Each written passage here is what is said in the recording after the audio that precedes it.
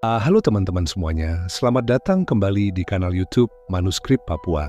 Video ini menampilkan momen penting dalam sejarah aspirasi dekolonisasi yang kembali disuarakan di panggung internasional.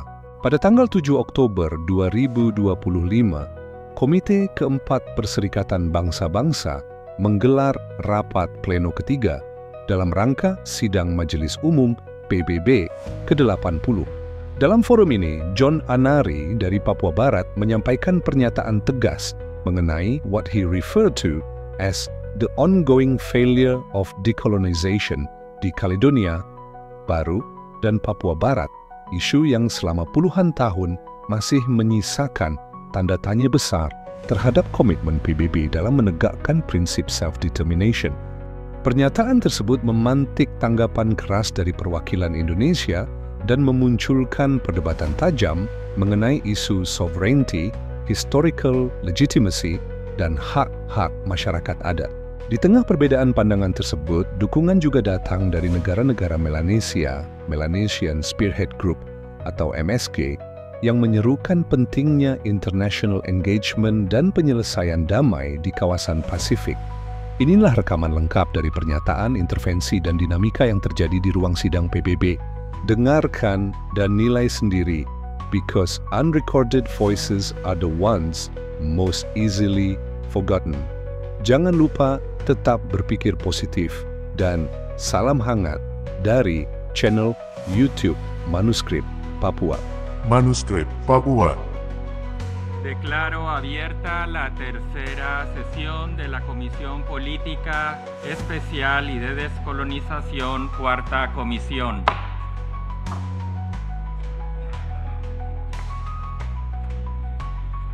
Como se anunció ayer, comenzaremos ahora nuestra audiencia de representantes y peticionarios sobre las cuestiones de las Bermudas, Gibraltar, Guam, las Islas Malvinas, Falkland Islands, las Islas Turcas y Caicos, las Islas Vírgenes Británicas, las Islas Vírgenes de los Estados Unidos, Nueva Caledonia, la Polinesia Francesa y el Sáhara Occidental.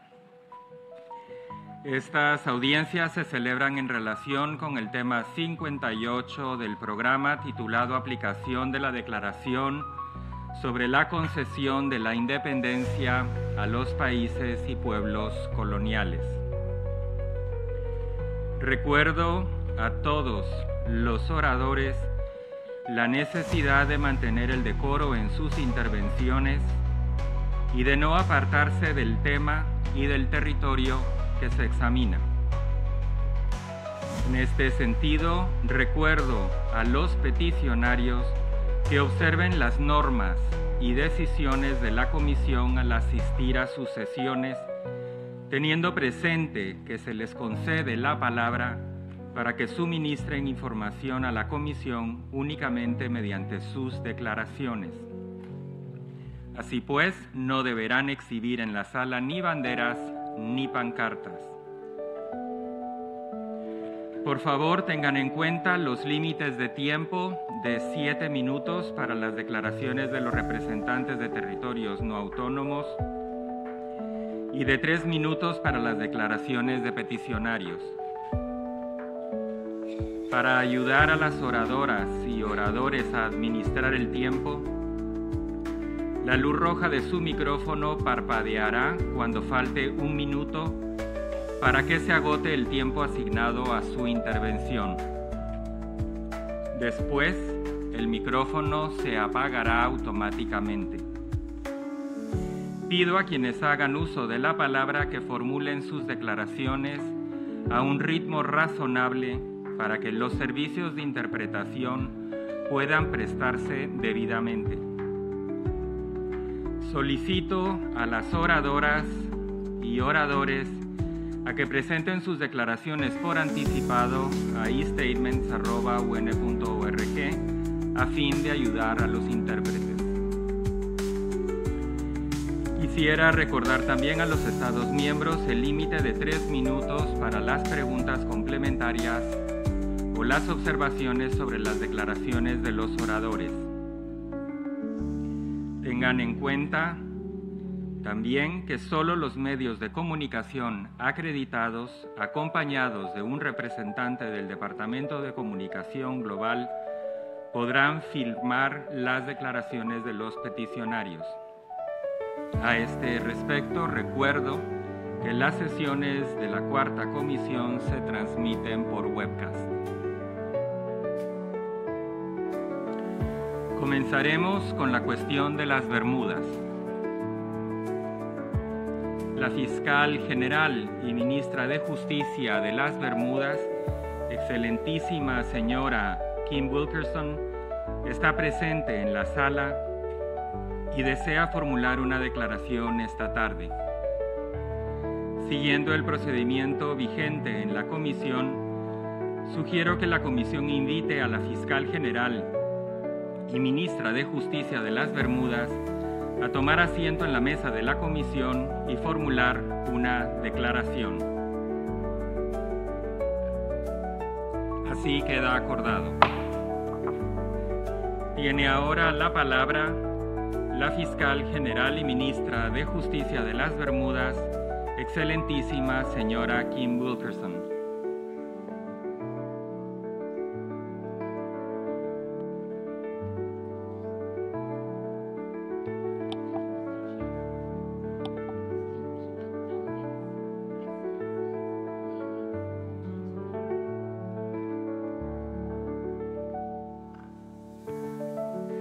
Thank you, Mr. Chair. Distinguished delegates, excellencies, ladies and gentlemen. As Attorney General and Minister of Justice, it is an honor to address this conference on behalf of the government and people of Bermuda.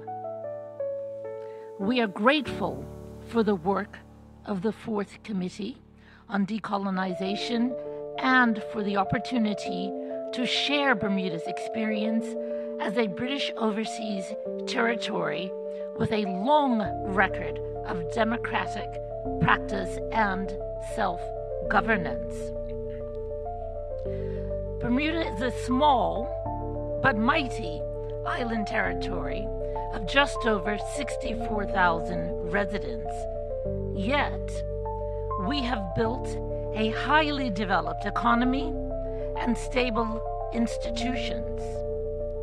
Our gross domestic product reaches nearly $9 billion, that is US dollars, giving Bermuda one of the highest per capita incomes in the world. We maintain a diversified economy led by international business, particularly insurance and reinsurance, as well as tourism and financial services. Employment levels remain strong, and Bermuda continues to invest in the skills and education of its people to ensure shared prosperity and opportunity. Our government functions on the basis of a parliamentary democracy, with elected representatives responsible for nearly all aspects of domestic governance. We are proud of the maturity and resilience of our political institutions, which operate under a framework of transparency, accountability, and the rule of law.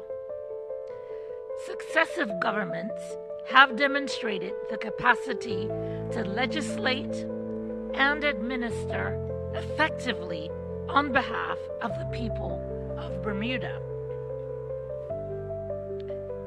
Our relationship with the United Kingdom remains positive and constructive, and we have enjoyed and continue to enjoy excellent cooperation with the resident governor who represents the Crown. Yet, even as these bonds remain strong, Bermuda recognizes that the journey toward self-determination is an essential and unfinished one. The Bermuda Independence Commission issued its report 20 years ago in 2005. Yet further momentum towards independence has faltered. We are clear-eyed about the fact that such a path cannot and must not be undertaken without the full participation of our people who are divided on the issue. Progress toward self-determination requires broad education, open consultation, and consensus building within Bermuda itself. Our responsibility as leaders is to ensure that the people of Bermuda are fully informed of the options available, the implications of each, and the opportunities and responsibilities that self-determination entails. Mr. Chair, Bermuda is a territory that has shown it can govern itself with competence and stability. We recognize that the right of self-determination is a cornerstone of international law and the United Nations Charter. We remain committed to advancing this principle in a way that is inclusive, measured, and respectful of the will of our people. On behalf of Bermuda, I thank the committee for its continued commitment to the decolonization process and for its support of small territories such as ours as we navigate the path forward. Thank you. Doy las gracias a la Fiscal General y Ministra de Justicia de las Bermudas. ¿Algún miembro de la Comisión desea formular alguna pregunta a la Fiscal General y Ministra de Justicia de las Bermudas o hacer alguna observación sobre su declaración?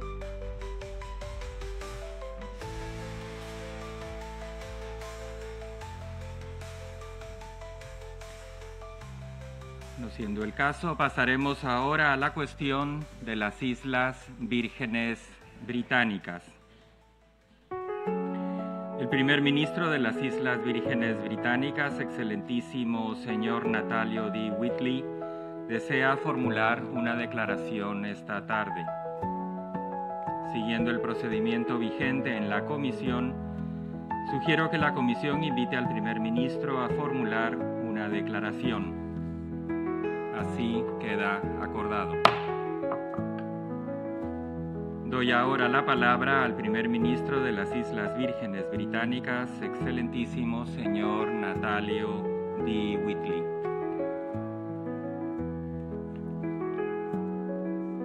Mr. Chair, Excellencies, a pleasant good afternoon. I bring you warm greetings on behalf of the government and people of the British Virgin Islands.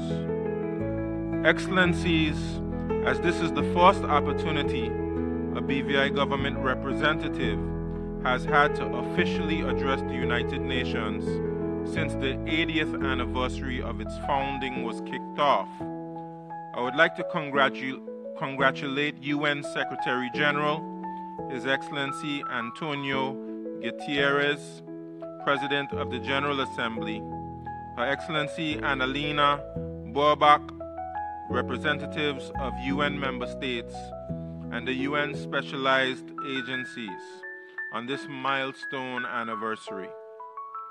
The UN is needed now more than ever to foster international peace, security, and prosperity.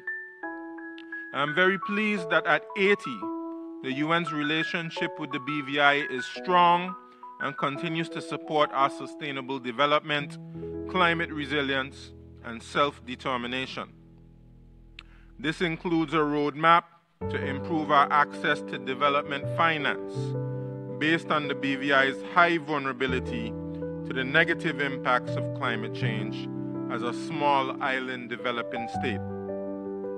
I'm also very proud that the BVI is actively contributing to the work of the United Nations, primarily via the Economic Commission for Latin America and the Caribbean. Represented by my special envoy, Mr. Benito Wheatley, the BVI currently serves as a Vice Chair of the 40th session of ECLAC, Vice Chair of the 30th session of the Caribbean Development and Cooperation Committee, Vice Chair of the 2nd session of the Regional Conference on South-to-South Cooperation in Latin America and the Caribbean, and Chair of the ECLAC Associate Members Working Group. To these regional UN multilateral forums, the BVI will continue to engage with the wider Latin America and Caribbean family on sustainable development for our region.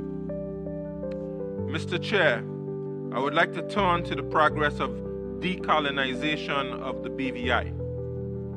I want to begin by once again thanking the C24, currently chaired by Her Excellency Ambassador Menisa Rambali, for dispatching a visiting mission to the territory in August 2024. The report of the visiting mission is clear. The British Virgin Islands is ready for a change of political status to achieve a full measure of self-government. My government welcomes the findings and recommendations of the report, which calls for, among other things, an education program on self-determination, full internal self-government, and a timetable for independence. We remain engaged with the C24 on UN technical assistance to support an education program. In terms of next steps in the process, I'm pleased to report that last week, the territory's legislature, the House of Assembly, concluded a parliamentary debate on a constitutional review report with a view to developing a position for negotiations with the United Kingdom on a new constitution.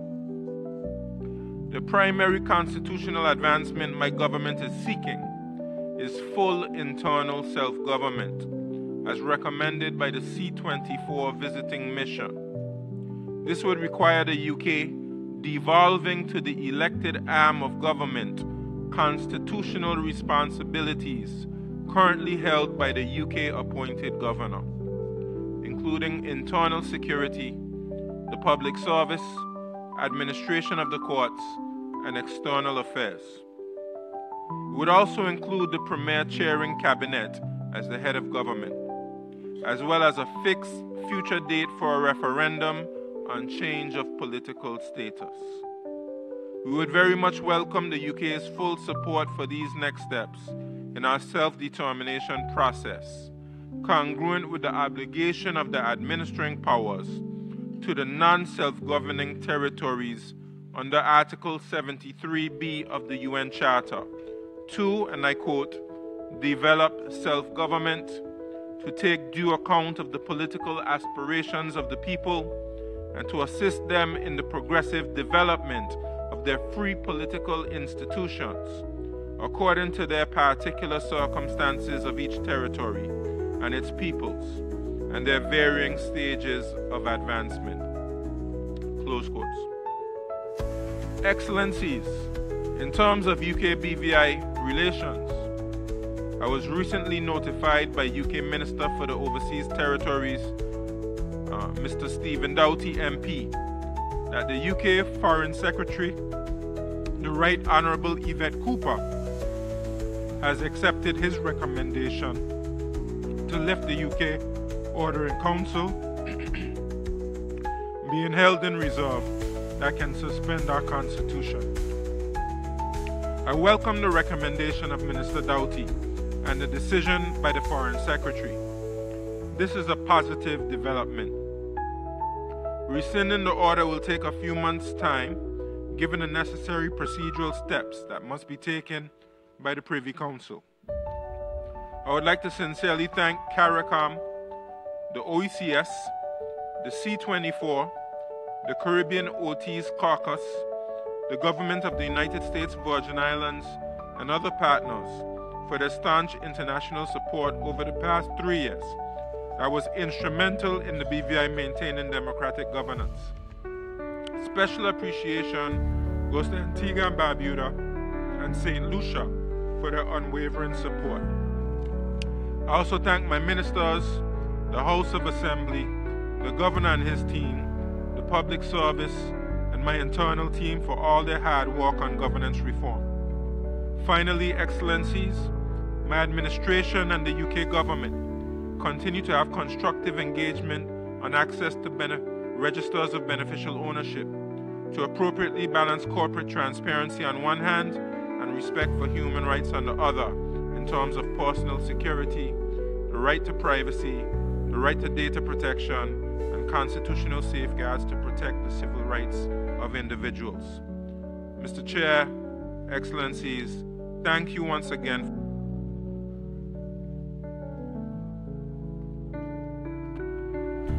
Doy las gracias al primer ministro de las Islas Vírgenes Británicas. ¿Algún miembro de la comisión desea formular alguna pregunta al primer ministro o hacer alguna observación sobre su declaración?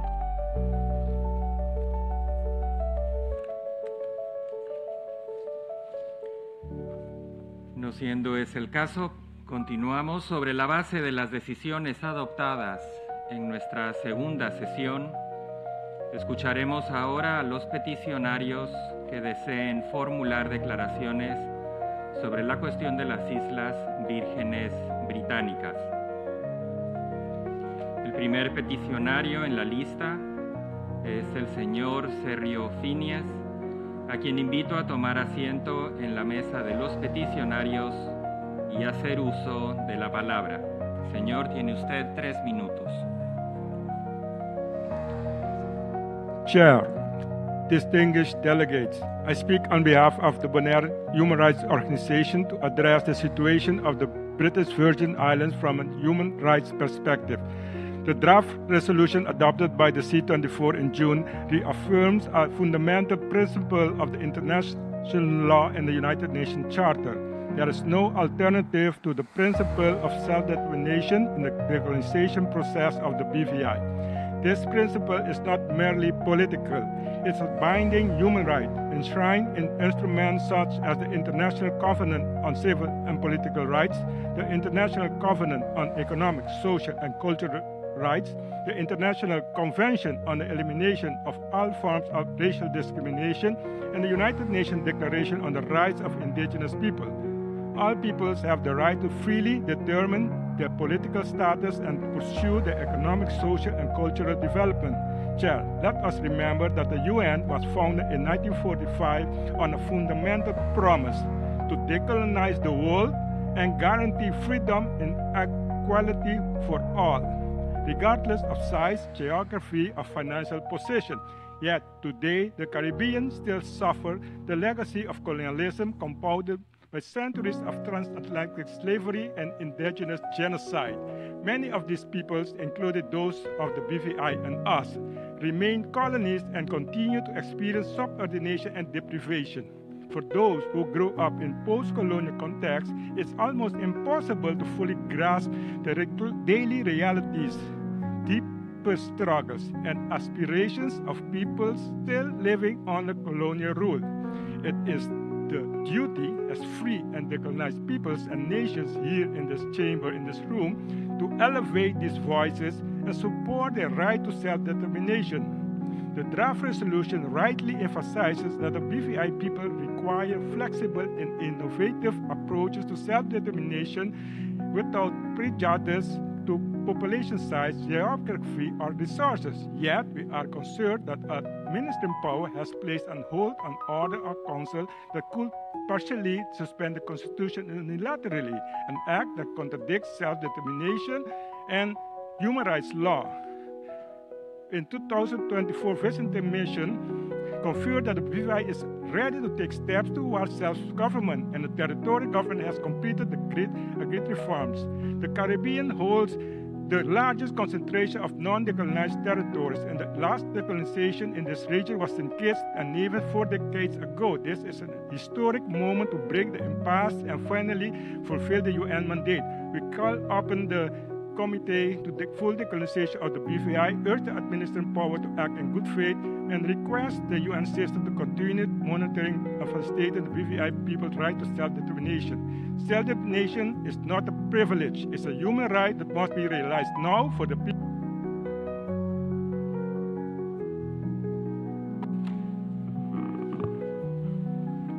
Doy las gracias al señor Finies. A continuación, invito a la señora Davika Visesasho a tomar asiento en la mesa de los peticionarios. Señora, tiene usted la palabra. Thank you, Chair. Colonialism has never been about progress or partnership. Its purpose then and now has been exploitation, domination, and the denial of human dignity. Colonizers did not come to share, but to seize our lands, our wealth, our voices, our sovereignty. They spoke of civilization and development, but delivered dispossession, dependency, and inequality. Let us be clear, colonialism is not history, it's a living reality, our reality. In 2025, territories like British Virgin Islands and other territories on and off the list are still under colonial rule, have their resources controlled by others, their political will suppressed, and their people excluded from the equal participation in global order. This colonization in its modern form, its purpose remained unchanged, to enrich the colonizer and weaken the colonized. We see this clearly in the legacy of the empires. The very name British Virgin Islands carry philosophy of ownership, my islands, my people. This is not a language of equality or partnership, it's a language of possession. The United Nations through Resolution 1514 in 1960 declared that peoples have the right to self-determination and that colonialism must be brought to a speedy and unconditional end. A year later, Resolution 1654, the C24, was put to ensure that the promise was fulfilled. Yet more than 60 years later, my entire lifetime, 60 years that remain the mission unfinished. The principle of decolonization must apply to all peoples still under colonial domination, whether or not their territories appear on the official list or not. No people should be erased or silent because of political convenience or administrative manipulation. Today we call for reparations and protective measurements for all territories still suffering from the structural inequalities created by colonial rule. True decolonization does not mean political freedom, but economical justice, repairing what was broken and restoring dignity to those rights that were violated. So I ask these people in the room, is it truly that only there are 17 territories left under the colonized domination? Or have we simply stopped counting those are not represented or whose voices are silent? We stand here not to beg, but to demand action, justice, reparations, protection, because colonialism, past or present, has no place in our future. And finally, I ask this committee and the C24, are you going to adapt these wrongs or to become merely a symbol of a great idea left unfinished?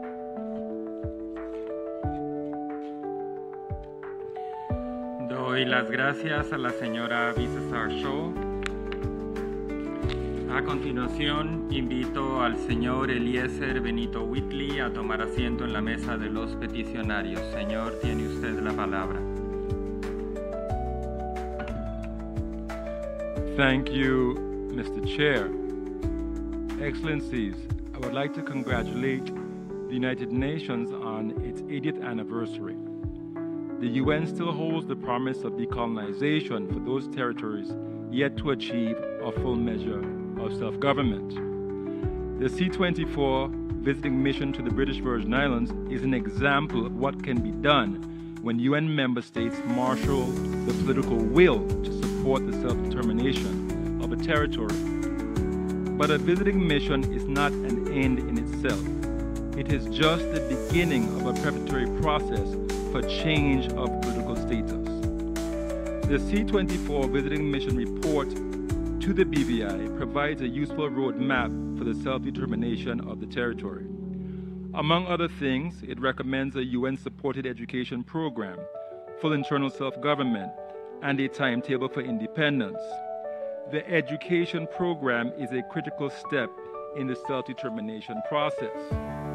Per the recommendation of the C-24 report, the government of the British Virgin Islands has requested the C-24's help in securing the technical assistance needed from the relevant UN agencies. Article 73 of the UN Charter mandates that the UN provide such support to the non-self-governing territories at their request. Finally, Excellencies, the United Kingdom has an important role to play in supporting the self-determination of the BVI. Among other things, the UK government should take the self-determination of the BVI very seriously and give due consideration to their full aspiration for full internal self-government in upcoming constitutional negotiations and holding a future referendum on change of political status. The UK should also support the continued full economic and financial self-sufficiency of the BVI that is largely underwritten by financial services and tourism. This means constructive engagement with the BVI and access to public registers of beneficial ownership based on legitimate interests, respect for human rights, and constitutional safeguards. Excellencies, it is in the interest of both the UK and the BVI to have a positive relationship after the challenges of the difficult years of the past. Mr. Chair, thank you for the opportunity to make this intervention. Doy las gracias al señor Whitley. Escucharemos ahora a un peticionario en relación con la cuestión de las Islas Malvinas, Falkland Islands. Él no recogió su pase. Lo llamo ahora solo para asegurarme de que no se encuentra en la sala. Invito al señor George Pa a tomar asiento en la mesa de los peticionarios y a hacer uso de la palabra. Tiene usted 3 minutos. No se encuentra en la sala. Pasaremos ahora a la cuestión de la Polinesia Francesa. El presidente de la Polinesia Francesa, excelentísimo señor Moetai Brotherson, desea formular una declaración. Sugiero que la comisión invite al presidente a formular una declaración. Así queda acordado. Invito al presidente de la Polinesia Francesa, excelentísimo señor Moetai Brotherson, a tomar asiento en la mesa de la comisión. Excelencia, tiene usted la palabra. Mr. Chairman, distinguished delegates, excellencies, members of the Fourth Committee, I would like to express our sincere gratitude to Timor-Leste, host of the last regional seminar on decolonization. The determination of the Timorese people continues to speak powerfully across the Pacific Ocean. During that seminar, we proposed to host the 2027 regional seminar. New Caledonia has already hosted such a seminar in 2010 with the approval of France. Several members of the C-24 have already expressed support for this proposal, and we hope that our administrating power will have a coherent and consistent stance. Our presence today is grounded in the operative language of your draft resolution, which, for the first time, calls for a comprehensive, inclusive and peaceful decolonization process under United Nations scrutiny. We appreciate that the United Nations enshrines this approach in the resolution. This year marks the 12th anniversary of our reinscription. Mr. Chairman, I reaffirm the full commitment of the government of French Polynesia to a peaceful and democratic decolonization process with France under United Nations scrutiny. In the Pacific, peace is not passive. Our ancestors were fierce warriors, navigators of the biggest ocean, defenders of their land, identity, and dignity. Today, that strength is channeled into what our region calls an ocean of peace. Decolonization must contribute to that vision. One essential instrument is also now included in the draft resolution, a program of work. This program should set milestones, timelines, and clear modalities for dialogue between the administering power, the territory, and the United Nations. We reject any so-called dialogue under French terms only, and any local referendum or consultation under French terms and French law only. The United Nations must be included in the framework, and it cannot be drafted by the government alone. We will continue to work with all political forces in French Polynesia, majority and opposition, and all the institutions of our country, because decolonization is not a partisan agenda, it's a national responsibility. On September 29th at the Élysée Palace, I recall that the autonomy statute is not an endpoint. All French territories call for a renewed relationship with France. I call for independence. With this objective declared in that setting, I also recalled for the opening of a multilateral dialogue during this session of the Fourth Committee under United Nations auspices. Under the United Nations' own standards, genuine self-government implies full legislative authority and the ability to conduct external affairs. French Polynesia does not enjoy such status. Our Assembly only exercises a deliberative authority within the limits set by the French Constitution, and our international competence remains limited and conditional. Therefore, our political situation cannot be treated as settled. Until now, I have preferred political dialogue to judicial avenues, but responsible leadership must consider peaceful and lawful instruments when presented with a dead end. On October 3rd, the Special Commission for Decolonization of the Assembly of French Polynesia formally requested that I join the legal action before the administrative tribunal.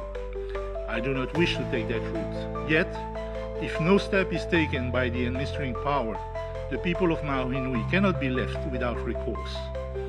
Decolonization is also about control over natural resources. The land, the seabed, and the critical minerals they contain do not belong to any political party, nor to a transient administration, but to the people of Maui.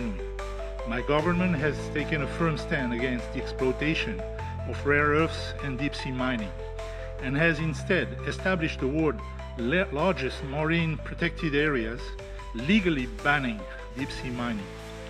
Our development model must reflect who we are, our history, our culture, our environment, not external interests. We cannot speak of responsibility without acknowledging the transgenerational consequences of nuclear testing in our country. The scars on health, environment, and memory are real and long-lasting. Addressing them is a condition of justice and dignity. We push for a visiting mission to French Polynesia, echoing the recent example of the successful mission to the British Virgin Islands. It would provide impartial assessment and renewed confidence in the process. Beyond our shores, the situation in Kanaki, New Caledonia, reminds us that where dialogue is absent, tension grows and explodes. A lasting solution can only emerge through consultation in which all stakeholders are heard.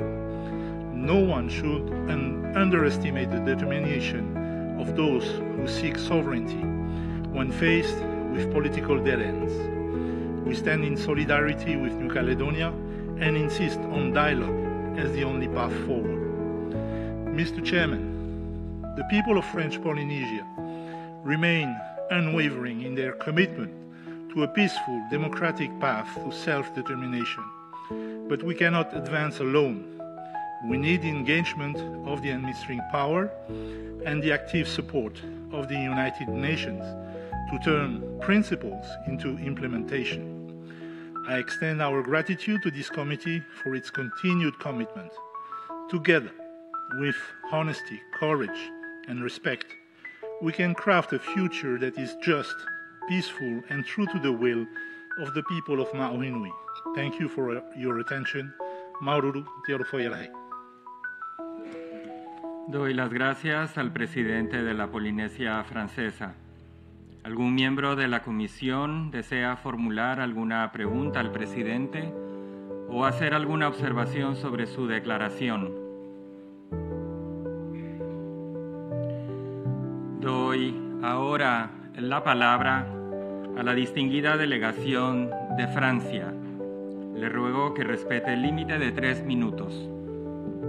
Señor Presidente, je souhaite saluer la présence sur cette session du président de la Polynésie française, Monsieur le Président Moetai Borederson, ainsi que celle des Polynésiennes et Polynésiens qui prendront la parole comme pétitionnaires dans leur diversité. La France se félicite de leur forte mobilisation. Pour la 3e année consécutive, la France s'exprime devant la 4e commission de l'Assemblée générale des Nations unies au sujet de la Polynésie française. Je le rappelle, le dialogue entre l'État et le territoire polynésien est constant et sans intermédiaire. Il n'attribue pas de rôle aux Nations unies, mais notre participation au dialogue aujourd'hui témoigne de ce dialogue de confiance que la France a noué avec le président Borderson, comme elle l'avait fait avec ses prédécesseurs, et du respect que nous avons pour les pétitionnaires. Ce dialogue, cette participation ne constitue donc pas un changement de notre point de vue sur le rôle et la place de chacun.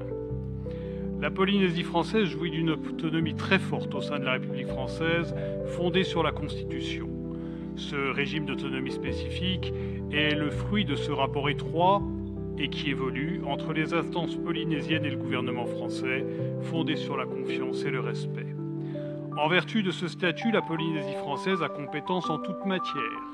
Économie, éducation, santé, tourisme, travail et culture. Seules les fonctions régaliennes sont assumées par l'État, toujours au service de la population polynésienne. Les Polynésiens sont citoyens français à part entière et jouissent des mêmes droits et libertés que tous les autres Français. L'État se tient aussi aux côtés de la Polynésie française pour soutenir le développement du territoire, ainsi que son intégration au sein de son environnement régional.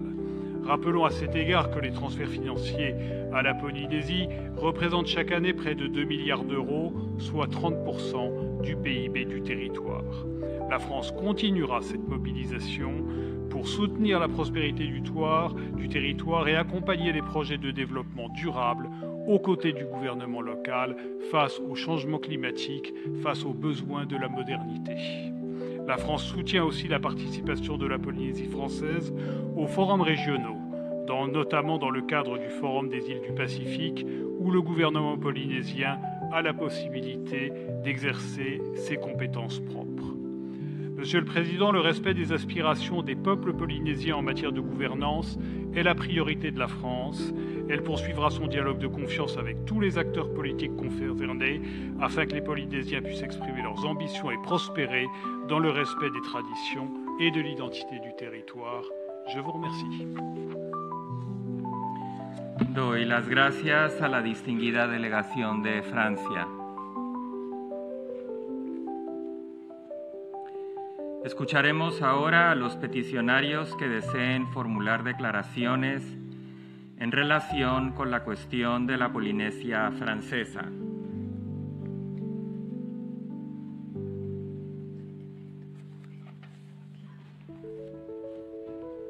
Invito al señor François Piaté a que tome la palabra. Mr. Chair, te rofo i rei mai roto mai te opu o tō mātou me tu au hene whaatupu ora o Māwhinui. Thank you very much for the opportunity provided to the Maui Protestant Church to address your committee today. Since the early stages of colonization in the 18th century, one of the harmful consequences of the contact with Europeans in our shores was the emergence of new diseases such as the Spanish flu, which nearly wiped out our people.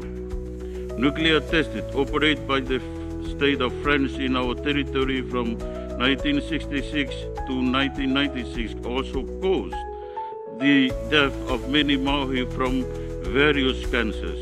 The recent result of a committee of inquiry released from the French National Assembly in July 2025 definitely confirmed the intentional lie of the administrating power over the so-called inoffensivity of the nuclear test effect on the Maori people. More recently, the same is true of prophylactic vaccines, which have proven fatal for some people and can disrupt the proper development of newborns, potentially leading to risks of sterility. Today, the Maori people are facing a new wave of annihilation through new heavy drugs such as ice, which destroy the human being, the human consciousness, and family lives. This became a real day-by-day struggle by the many Maori families. In its recent resolution, the Synod of the Maori Protestant Church urges the administrating power to definitely cease disregarding the Maori people since early stages of colonization and calls upon the Maori government to open its eyes to such strategies used to annihilate the Maori people. Both administrating power and Maori government must adopt measures and law to protect the Maori people. The colonial assimilation policy of the administrating power towards the Maori people, which reached its height in 2003 when France modified its constitution to replace the language peoples by population in its overseas colonies, must now cease, since Maui Nui is relisted on the non-self-governing territories of the United Nations. Thank you for your attention, and may God bless you all. Maru. Doy las gracias al señor Piatae. Invito al señor Philippe Neufer a tomar asiento en la mesa de los peticionarios y a dirigirse a la comisión durante un máximo de 3 minutos. Gracias, Mr. Chair. Distinguished members of the committee, excellencies, education must be the weapon for decolonization. Since 1961, UN laws encourage the administrative powers to include in school programs the ways of decolonization. In French high schools, decolonization is a part of the program, but only from the unilateral perspective of the administrative power, with the educative purpose of understanding the weakness of the colonial empires after the Second World War. The curriculum highlights France as Maui Nui's mainland and makes her the center and the focus, while the overseas territories are the colonies or the overskirts. We see how urgent it is to have the principles of decolonization integrated in French school programs. French must fill this void in order for our teachers to educate more on how to reverse the effects of colonization on young people.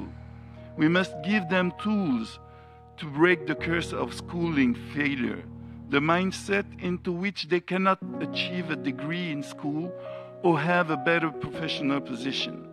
It is a way of fighting against social determinism induced by a colonial mindset that still remains now because some Polynesians are still disseminating toxic ideas in our country.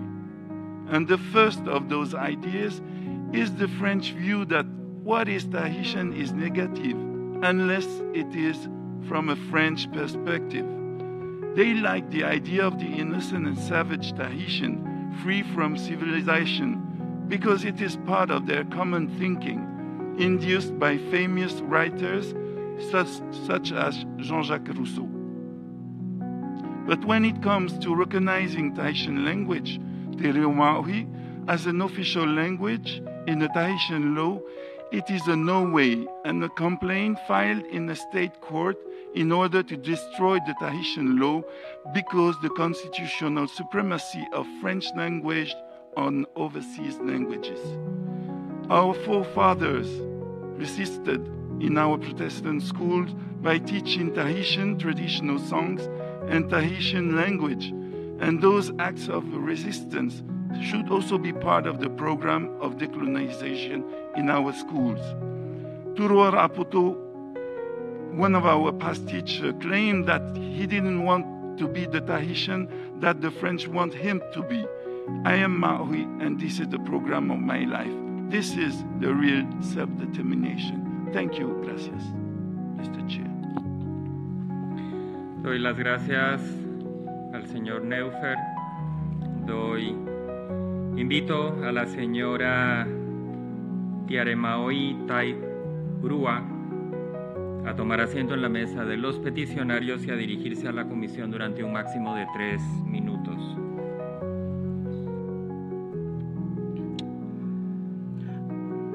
Mr. Chair, distinguished members of the committee, Excellencies, Yaurana. Thank you for the opportunity to address your committee today. I come from Bora Bora, a paradise at first sight, but where a silent poison is spreading, the methamphetamine drug. In Maui Nui, French Polynesia, 1 out of 10 people has already been affected by it. And it threatens kids at very early age. Our youth, our families, our future are in danger. But our people are rising. Today in Bora Bora, municipalities, churches, associations, parents are joining forces to protect our kids from this scourge. I wish to honor the tremendous work of the Fédération de lutte contre les drogues en Polynésie française and its strong leaders, true pillars in this struggle. Their efforts are acknowledged and supported by the Synod of the Maui Protestant Church, which says no to ICE and urgently calls on authorities to stop this scourge. Yet we cannot fight alone. We need our public authorities to strengthen prevention, support treatment, and back each local action on the field. Mr. Chair, methamphetamine is not just a heavy drug, it is an addictive weapon against our youth and our identity. Together we can reignite the light of hope, because saving every single young person means saving an entire nation, a drug-free nation. Thank you, Mr. Chair. Doy las gracias a la señora Tairua. Invito a la señora Hannah Ani a tomar asiento en la mesa de los peticionarios y a dirigirse a la comisión durante un máximo de 3 minutos. Mr. Chair, distinguished member of this committee, Excellencies Anigi, I am honored to stand before you today, not as an expert, either as the head of state, but like a child of Maui Nui, my countries, as the voice of people who suffer in silence. Decolonization is a daily reality. Our whenua is our mother who connects us to our tradition and our identity. Since 1900, my mother Ma'ohinui was violated by 193 French nuclear tests in our sky and under our ocean that left invisible scars like cancer, malformation, silent death. Today, Ma'ohinui youth in distress. They are facing a scourge that is consuming our families. The methamphetamine drugs, ice, highly destructive, that is creeping in our neighborhood and school. Our economy still depends too much on external sources, but inequalities persist. Young people struggle to find jobs, and ancestral lands are sometimes sold forgotten. Our education system must be rebuilt to restore the value of our language, history, and culture. Kids are now unaware of their root. Our culture is so rich but threatened to be raised colonial assimilated by Western society standards. Our song dance, ancestral knowledge need to be protected, transmit, celebrate for our future generation. We are not asking for charity, justice, or pity. We are asking for respect, to be spoken for, and for the right to speak for ourselves. I stand for a people that suffer in silence, but today I choose to raise my voice, my own sister, for my children, for my land. Thank you, Mr. Chair. Doy las gracias a la señora Ani. Invito a la señora Tuora Tebarauara a tomar asiento en la mesa de los peticionarios y a dirigirse a la comisión durante un máximo de 3 minutos.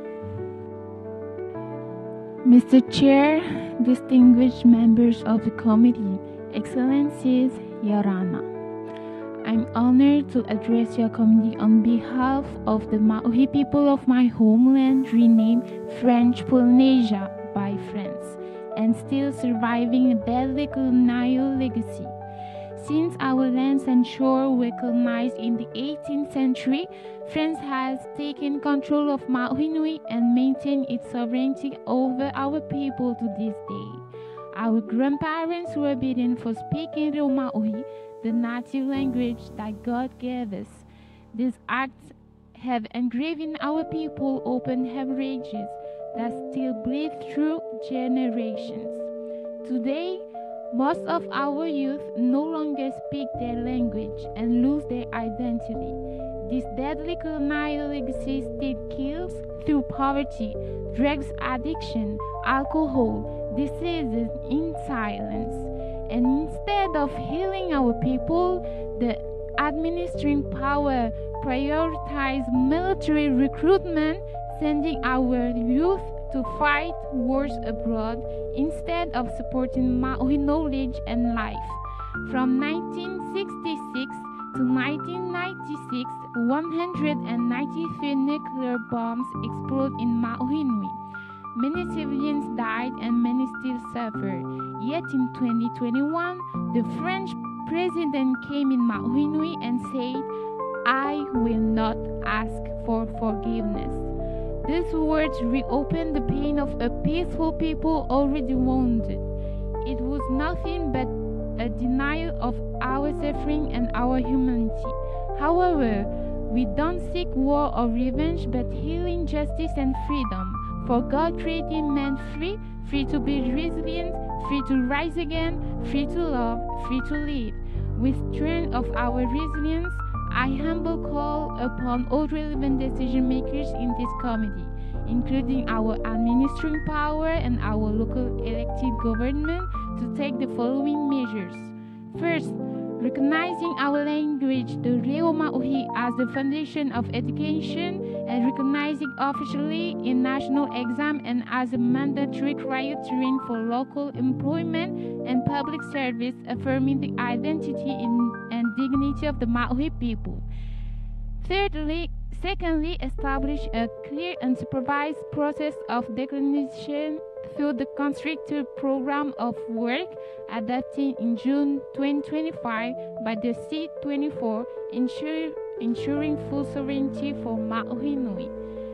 I am Tora, and I am a child of God, and I am a child of Maui Nui, and I'm standing to support life in Maui Nui. Thank you. Doy las gracias a la señora Tebarawara.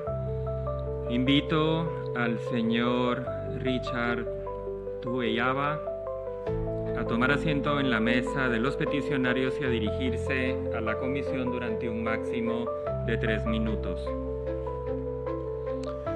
Mr. Chair, distinguished members of the committee, I stand as an independentist and for the right to self-determination of my people. The genuine exercise of the right to self-determination within the meaning of the UN Charter is intrinsically linked to the financial relationship between the non-self-governing territory and its administering power. Transparency in the financial balance and fair dialogue between France and French Polynesia Maui Nui are at the core of the decolonization process opened by the UN.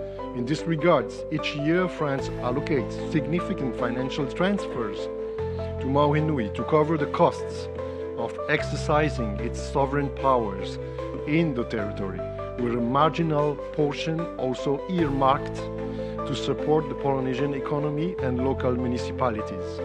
However, far from being just a financial burden on the budget of France, these annual financial transfers are part of a sneaky, circular dynamic whereby the French economy indirectly recovers a significant portion of these funds in the form of exports, investments, and contracts for French companies in key sectors. Firstly, our territory's heavy dependence on imports from France and the EU, around 553 million USD in 2022 alone, in goods and services in key sectors such as manufactured goods, food products, medicine or pharmaceutical products, helps maintain a constant flow of capital back to the French economy, generating revenue for French companies. Secondly, financial transfers from France to Maui Nui also indirectly support the businesses of many large French companies operating in Polynesia, which benefit from public and private investment in strategic sectors such as energy, air and maritime transport, telecommunications, banking, construction, insurance. Since 2013, the Tavini Huiratira Party is hardly lifting the colonial veil and revealing the extent of the toxicity of this financial relationship in which Maui Nui appears as an institutionalized financial investment product in favor of its own administering power. I thank you for your attention. Doy las gracias al señor Tueyaba. Invito al señor Tebaipaea Hoyore a tomar asiento en la mesa de los peticionarios y a dirigirse a la comisión durante un máximo de 3 minutos. Merci, Monsieur le Président. Mesdames et Messieurs les membres du comité, Excellences, Yorana. Je suis indépendantiste et je suis pour le droit à l'autodétermination de mon peuple. Comme l'a rappelé mon collègue avant moi, la présence française en Maui Nui n'est pas une charge pour la France, mais un levier stratégique majeur. D'abord, un ancrage unique dans le Pacifique Sud.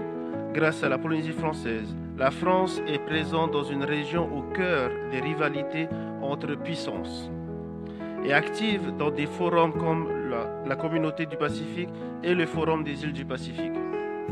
Ensuite, une souveraineté française exercée sur près de 5 millions de kilomètres carrés de zones économiques exclusives qui accroît son influence mondiale. Enfin, des infrastructures militaires stratégiques renforçant la posture française dans l'espace Indo-Pacifique et sa crédibilité auprès de partenaires asiatiques et océaniens. Ainsi, Maui n'est pas un territoire assisté, mais bien un pilier de la stratégie française dans l'espace Indo-Pacifique. Cette contribution géopolitique et économique n'est pourtant jamais comptabilisée, alors qu'elle pèse lourdement dans le rayonnement de la France. Or, depuis sa réinscription en 2013, la puissance administrante n'a toujours pas transmis les informations exigées par l'article 73 de la Charte des Nations Unies. Cela fait 12 années consécutives de manquement devant votre commission. Face à ce refus persistant, le Tavini Huiratira, parti majoritaire à l'Assemblée de la Polynésie française, a porté cette question jusque devant la justice française, réaffirmant ainsi la légitimité de notre combat. C'est pourquoi, au nom de mon peuple, j'appelle à 3 mesures concrètes. Premièrement, que la France respecte ses obligations en transmettant des données complètes et vérifiables, incluant l'évaluation réelle de l'apport de Maui. Deuxièmement, l'envoi par l'ONU d'une mission de visite ouverte à toutes les composantes de notre société. Troisièmement, la mise en pratique du programme de travail constructif déjà adopté par l'Assemblée générale afin d'ouvrir enfin un véritable dialogue de décolonisation. Ce programme doit se traduire par des actions concrètes et son suivi doit être assuré chaque année par cette commission, voire directement sur le terrain à travers une mission de visite du C4 en Polynésie française. Nous ne demandons pas une faveur, mais l'application du droit international. Mon peuple a droit à l'autodétermination comme tous les autres peuples inscrits sur cette liste. Maruru Maite. Doy las gracias al señor Oyore. Invito al señor Teruireva Aria a tomar asiento en la mesa de los peticionarios y a dirigirse a la comisión durante un máximo de 3 minutos. Monsieur le Président, Mesdames et Messieurs les membres du Comité Excellence Yorana, je suis indépendantiste et je suis pour le droit à l'autodétermination de mon peuple. En mai 2013, l'Assemblée générale des Nations unies a adopté la résolution 67-265 qui a réinscrit la Polynésie française sur la liste des pays et territoires non autonomes. Cette décision, saluée par notre peuple, plaçait notre territoire dans le cadre juridique international prévu par la Charte des Nations Unies pour l'exercice du droit inaliénable à l'autodétermination. 12 ans plus tard, nous devons constater avec regret que la puissance administrante, la France, refuse toujours de reconnaître cette réinscription et se cache derrière ce refus pour éviter tout dialogue constructif sur notre décolonisation. Ce comportement contraste fortement avec celui qu'elle a adopté vis-à-vis de la Nouvelle-Calédonie, également inscrite sur la liste onusienne. Face à cette situation de blocage, il est de la responsabilité du comité spécial et de la 4e commission de rappeler la France à ses obligations internationales. Car depuis 2013, rien n'a véritablement été engagé pour que la Polynésie française progresse vers l'autodétermination. C'est pourquoi nous appelons aujourd'hui solennellement à la mise en œuvre effective du programme de travail constructif adopté par le Comité spécial de décolonisation C4 des Nations Unies dans sa résolution de juin 2025 à son paragraphe opérationnel 12, lequel s'inspire du programme de travail constructif cité par la résolution 54-91 du 6 décembre 1999 adoptée par l'Assemblée générale des Nations Unies. Merci pour votre attention. Doy las gracias al señor Aria. Invito al señor Rubén Teremate a tomar asiento en la mesa de los peticionarios y a dirigirse a la comisión durante un máximo de 3 minutos.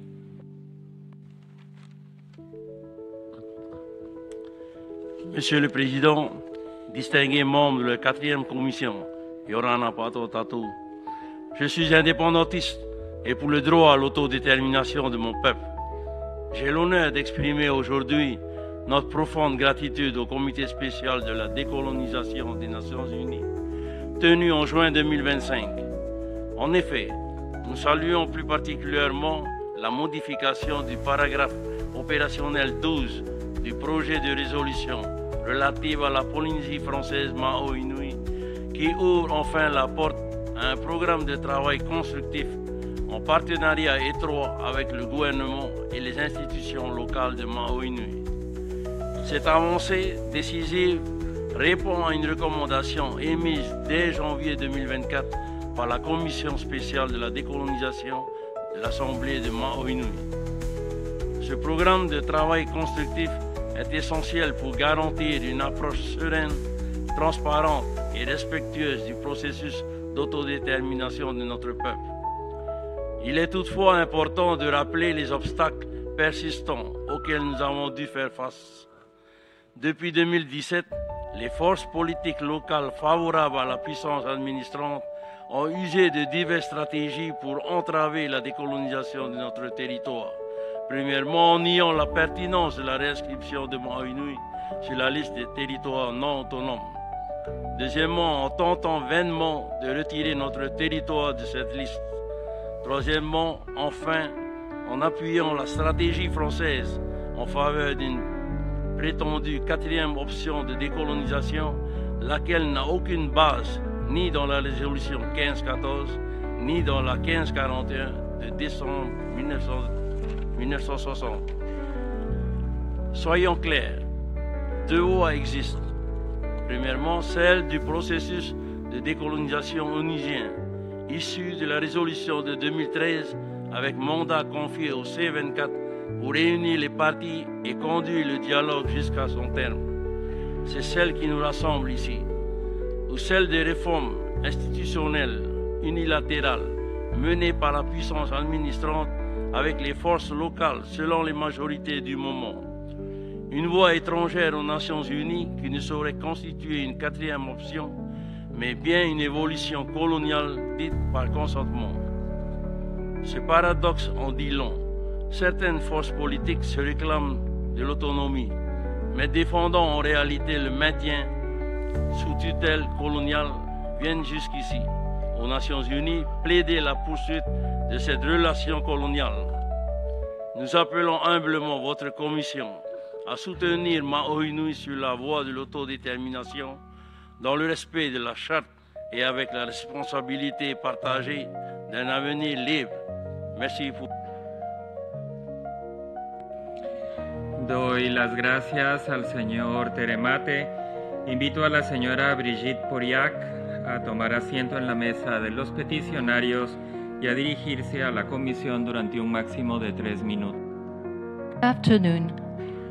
Before I start in French, I would like to warmly thank all the translators for their beautiful work and hard work, mainly. Thank you so much. Monsieur Chair, chers membres honorables de cette Assemblée, la Polynésie française a été inscrite pour la première fois sur la liste des pays non autonomes à décoloniser en 1946. Elle a ensuite été retirée de cette liste en 1947. Comment et pourquoi la Polynésie française a-t-elle été réinscrite en 2013, alors même qu'elle était beaucoup plus autonome en 2013 qu'en 1947? Pourquoi cette réinscription a été décidée précipitamment, soit 3 semaines avant la chute du gouvernement de l'époque, présidé par un président indépendantiste? C'est très simple. 3 États insulaires du Pacifique ont fait réinscrire la Polynésie française sur cette liste avec la complicité du parti indépendantiste. Cette manœuvre de dernière minute et cette ingérence extérieure se sont faites dans le dos de tous les Polynésiens, indépendantistes et autonomistes confondus. Ce fut un immense déni de démocratie. En effet, il n'y a pas de consultation populaire.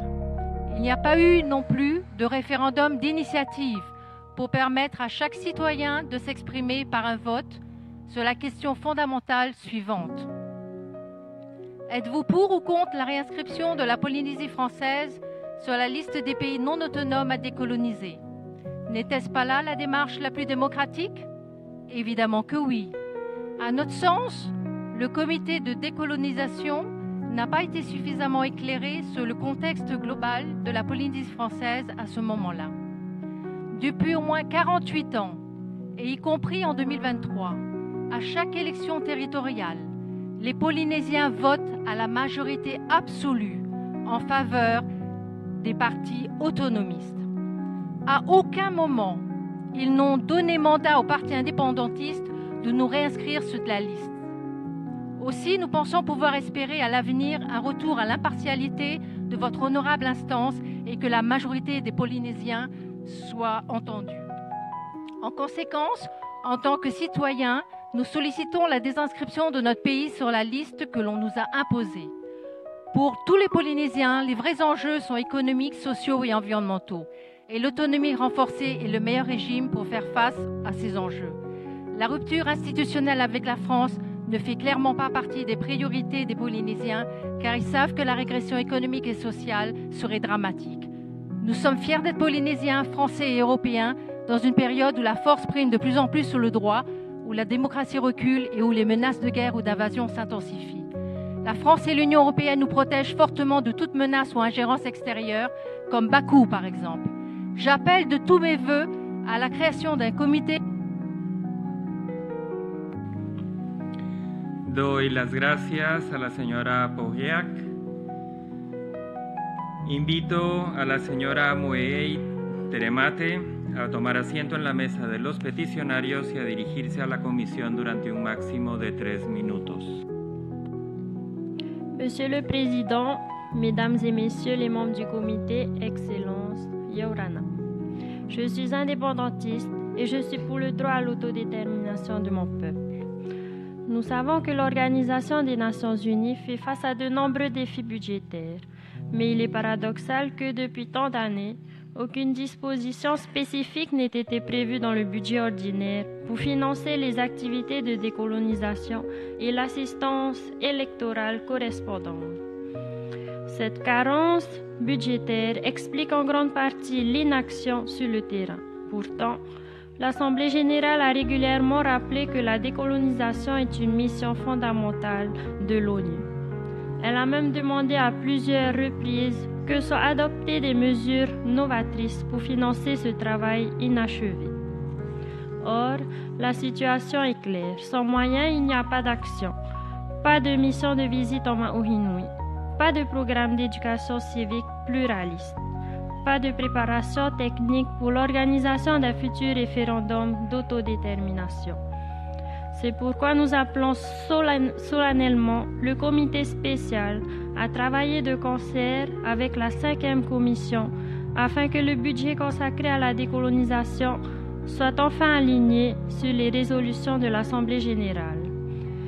Les ressources extra-budgétaires peuvent constituer un levier, mais elles ne sauraient remplacer l'inscription de crédits réguliers et stables dans le budget ordinaire. Car il ne s'agit pas d'un détail administratif, mais bien d'un droit fondamental. Le peuple maohi, comme tous les peuples inscrits sur la liste des territoires non autonomes, doit bénéficier de la pleine mise en œuvre du droit à l'autodétermination. Ce droit doit être soutenu par des moyens concrets et non réduit à des déclarations de principe. Enfin, ce travail doit s'appuyer sur des partenariats solides avec nos propres institutions, avec la société civile polynésienne et avec nos réseaux régionaux. L'ONU a besoin de relais locaux, mais ces relais ont besoin d'un cadre clair et de moyens financiers à la hauteur des objectifs fixés. C'est à ce prix que le processus de décolonisation de Maohinui pourra véritablement avancer. Merci pour votre attention. Doy las gracias a la señora Teremate. Invito a la señora Lana Maite Awata Epus Amin a tomar asiento en la mesa de los peticionarios y a dirigirse a la comisión durante un máximo de 3 minutos. Monsieur le Président, Mesdames et Messieurs les membres du Comité, Excellences, Tatua Tuma Ohinui Yorana Tierhotetu. Je suis indépendantiste et je suis pour le droit à l'autodétermination de mon peuple. La Polynésie française n'est pas passive face à son avenir. En 2023, notre Assemblée a créé une commission spéciale sur la décolonisation qui conduit déjà un programme d'éducation publique et de sensibilisation politique. Cette initiative démontre notre volonté d'assumer nos responsabilités et de travailler main dans la main avec le système des Nations Unies. Mais pour réussir, ce processus doit être élargi et partagé.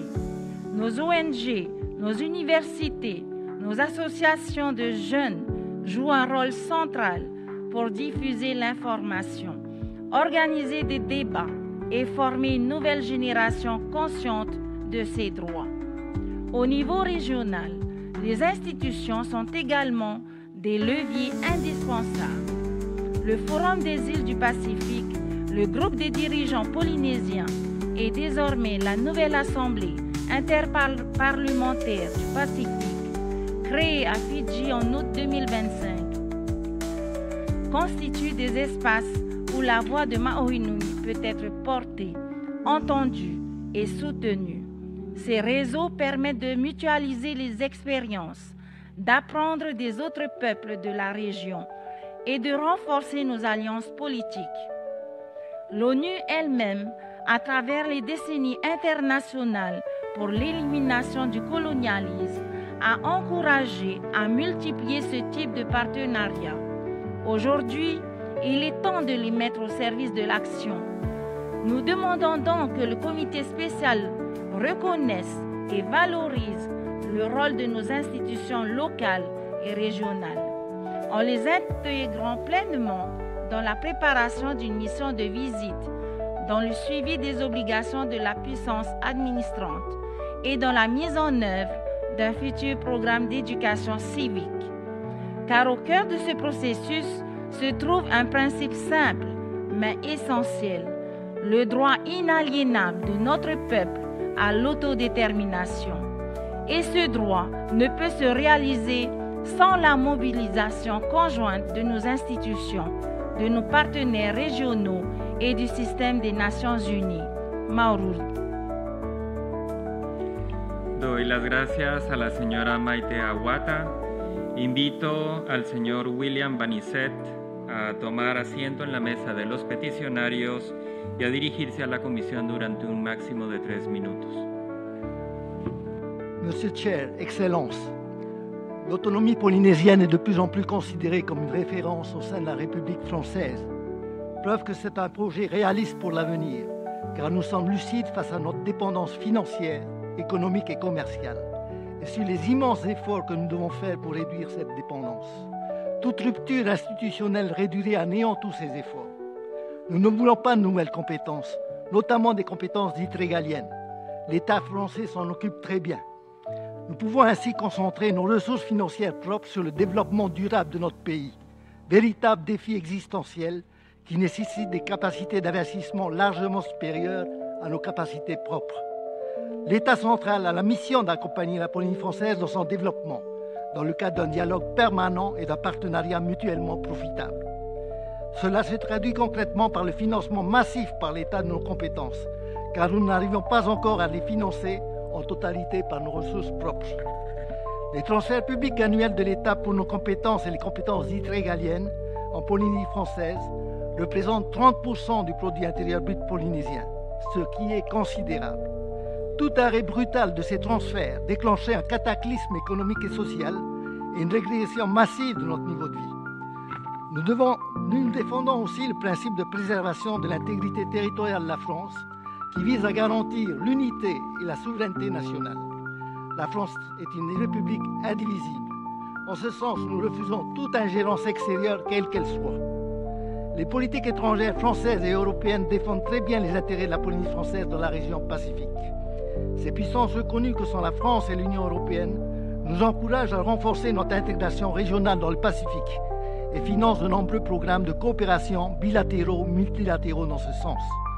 L'État nous délègue la négociation et la signature d'accords bilatéraux ou régionaux qui nous concernent et nous associe à la stratégie Indo-Pacifique de la France. Nous sommes membres à part entière de nombreuses organisations régionales et internationales, preuve de la reconnaissance de notre autonomie politique dans la région Pacifique. Nous sommes fiers d'être partie intégrante de la 6e puissance économique mondiale et d'être associés à la première puissance commerciale mondiale qu'est l'Union européenne. C'est une garantie fondamentale de protection face aux menaces grandissantes des nouveaux empires. Notre multi-appartenance, produit de l'histoire, est un atout et une chance pour le monde à venir. Je vous remercie. Doy las gracias al señor Vanizet. Invito a la señora Silvana Tiatoa a tomar asiento en la mesa de los peticionarios y a dirigirse a la comisión durante un máximo de 3 minutos. Monsieur le Président, Mesdames et Messieurs les membres du Comité Excellence, je suis indépendantiste et je suis pour le droit à l'autodétermination de mon peuple. L'Assemblée générale des Nations unies a, à maintes reprises, reconnu que le droit à l'autodétermination n'est pas seulement un principe politique, mais un droit humain fondamental. C'est le cœur même de la Charte des Nations unies et des pactes internationaux relatifs aux droits civils et politiques.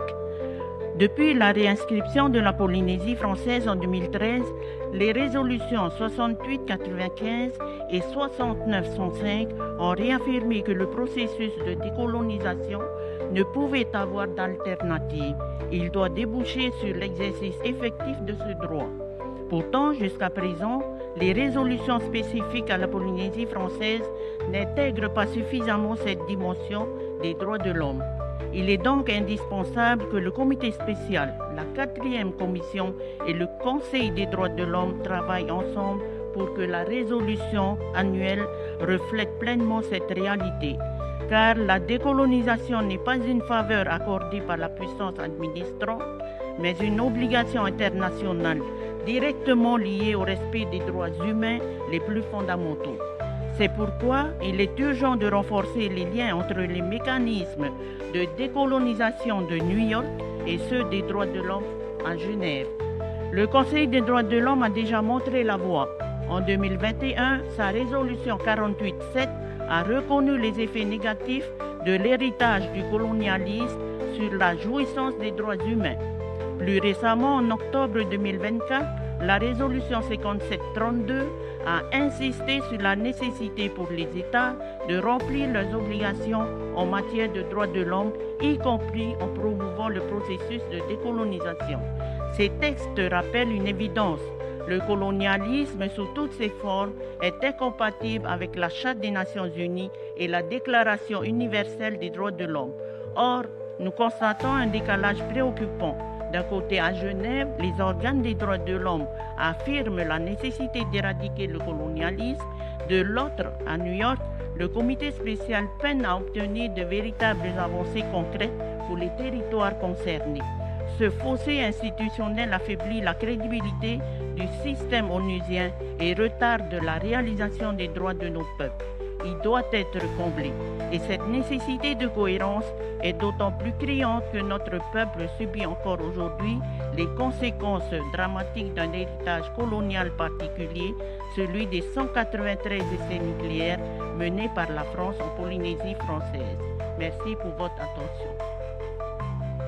Doy las gracias a la señora Tiatoa. Invito a la señora Dilma Agó a tomar asiento en la mesa de los peticionarios y a dirigirse a la comisión durante un máximo de 3 minutos. Monsieur Chair, Excellence, je me tiens devant vous aujourd'hui pour défendre le droit fondamental à l'autonomie la plus large possible de la Polynésie française au sein de la France. La Polynésie, communauté humaine du Pacifique, riche de son identité culturelle et linguistique, riche de son histoire, riche de sa contribution majeure à l'indépendance militaire de la France et riche de son niveau de développement humain grâce à son intégration à l'ensemble français. L'autonomie évolutive en conformité avec le cadre constitutionnel français que nous défendons n'est pas une revendication séparatiste ni une volonté de rupture brutale, mais un chemin vers une gouvernance responsable et respectueuse de notre identité et de nos particularités. Elle traduit la reconnaissance du droit des Polynésiens à prendre en main leurs affaires, à gérer leurs ressources naturelles, terrestres et marines dans le cadre des trajectoires de développement durable, un développement respectueux des générations futures. La Polynésie française définit elle-même ses priorités, ses stratégies, ses politiques publiques en matière d'éducation, de santé, de protection sociale, de culture, de langue et d'économie. Autonomie évolutive, car depuis 1977, depuis près d'un demi-siècle, nous avons connu 4 aménagements majeurs de notre statut d'autonomie par une lutte politique constante et une négociation exigeante face à l'État central. Notre autonomie large et renforcée actuelle est le résultat d'un combat politique de nos aînés et leaders autonomistes. Cette autonomie se situe dans les limites permises par la Constitution française. Ce cadre fait preuve d'une capacité d'adaptation pour pousser ses limites plus loin. Elle peut continuer à se renforcer dans le cadre d'un dialogue confiant et d'un partenariat loyal entre l'État français et les institutions polynésiennes.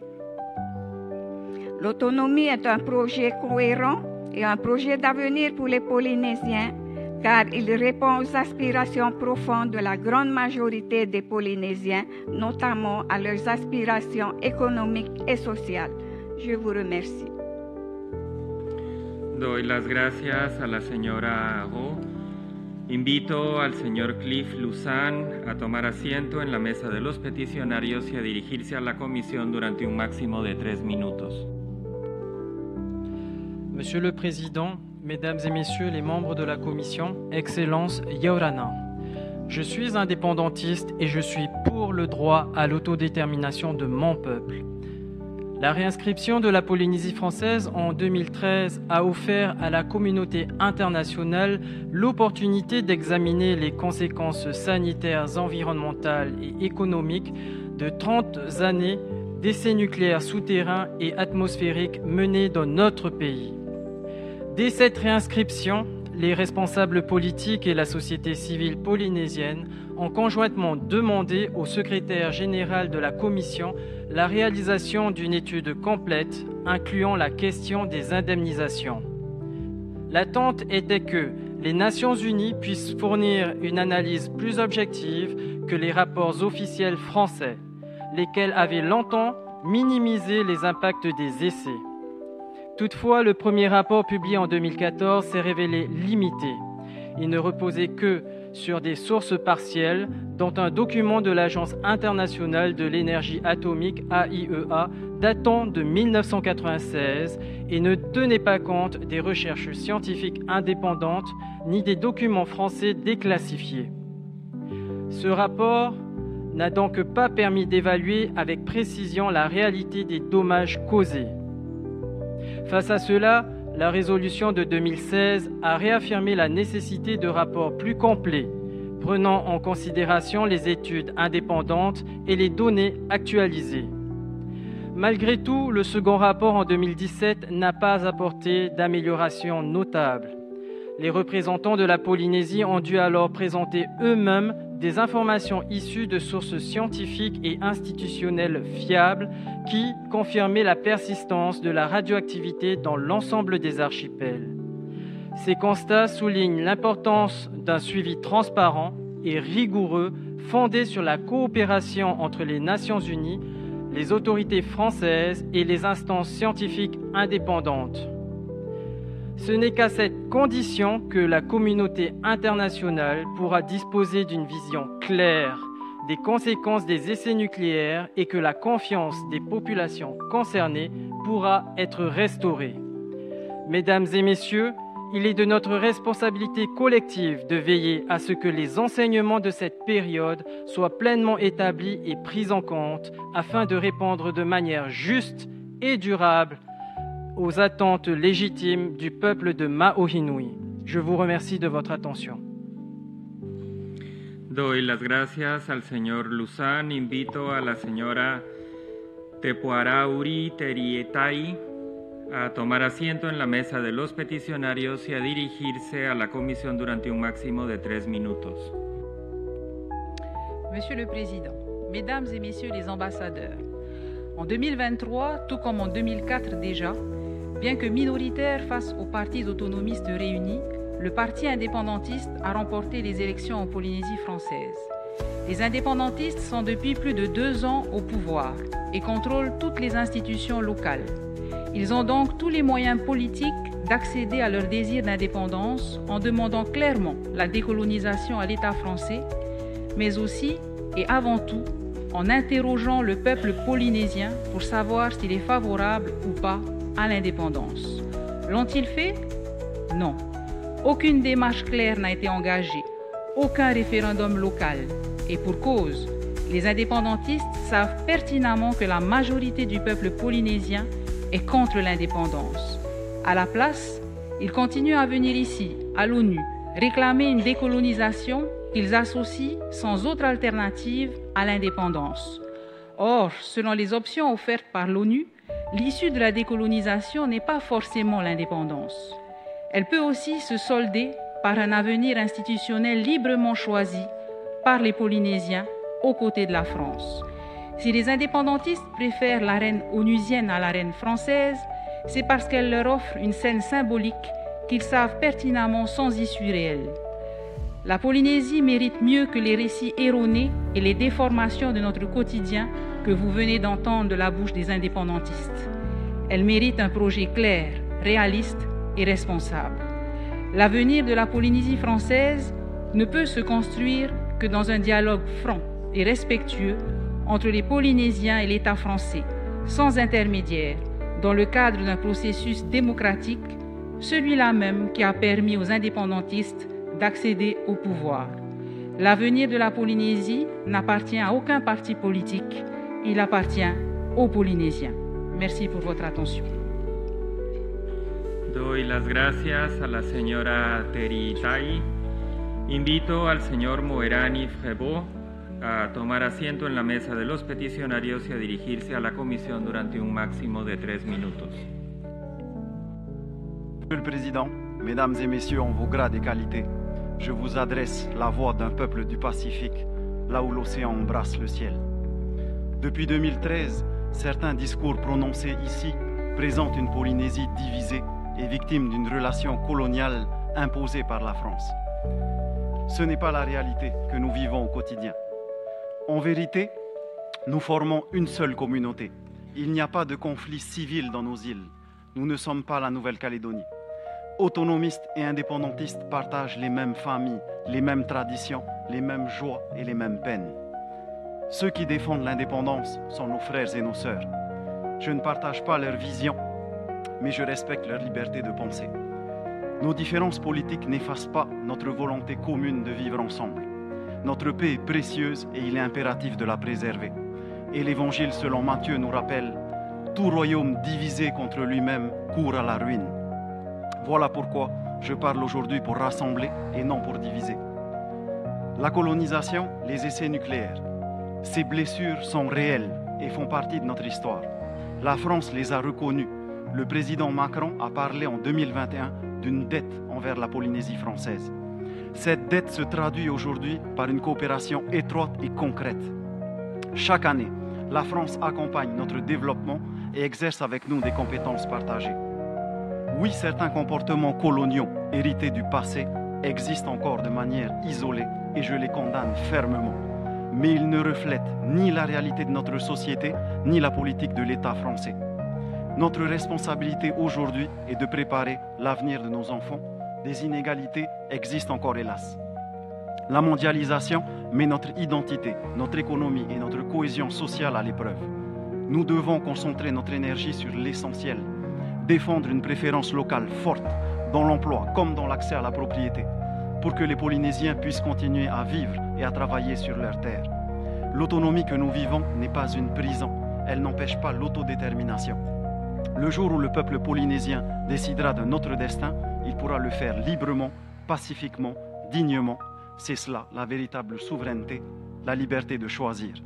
Mais aujourd'hui, la majorité des Polynésiens a choisi de continuer ce chemin avec la France, non par soumission, mais par conviction, parce que nous voulons une autonomie forte, sécurisée, évolutive, au service de notre population.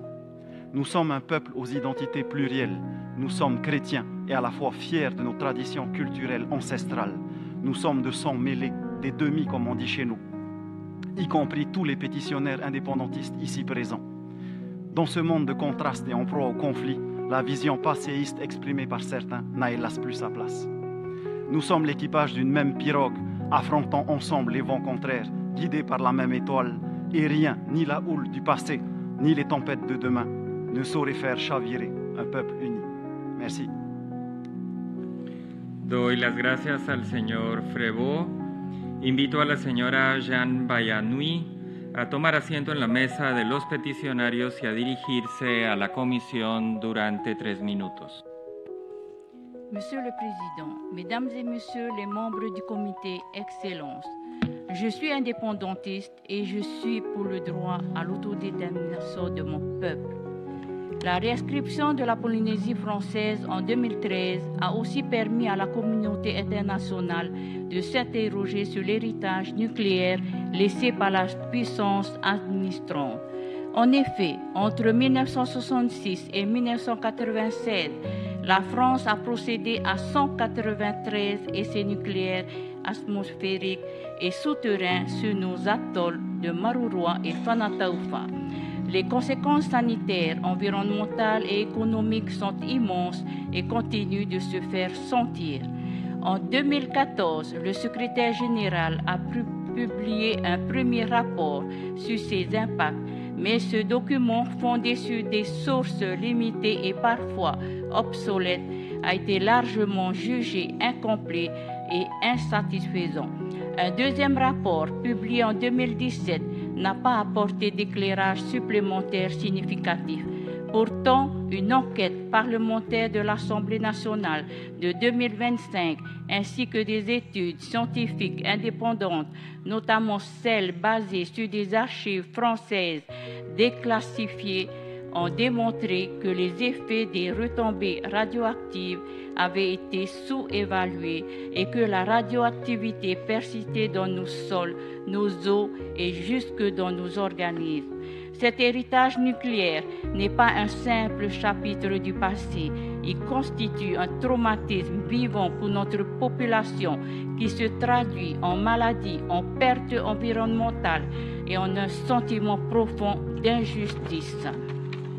En juillet 2025, après plusieurs mois d'auditions en France comme en Polynésie menées par une commission d'enquête de l'Assemblée nationale de la République française, impulsée par la députée polynésienne Mariana Red Arbelot, qui en a fait partie, la preuve a été faite factuellement que la puissance administrante a menti aux Polynésiens sur l'innocuité de ces essais nucléaires depuis 1966. C'est pourquoi nous demandons aujourd'hui un nouveau rapport complet et indépendant des Nations Unies basé sur les données scientifiques disponibles, incluant ce rapport officiel d'enquête de l'Assemblée nationale française de juillet 2025, désormais public et non sur les seules informations fournies par la puissance administrante.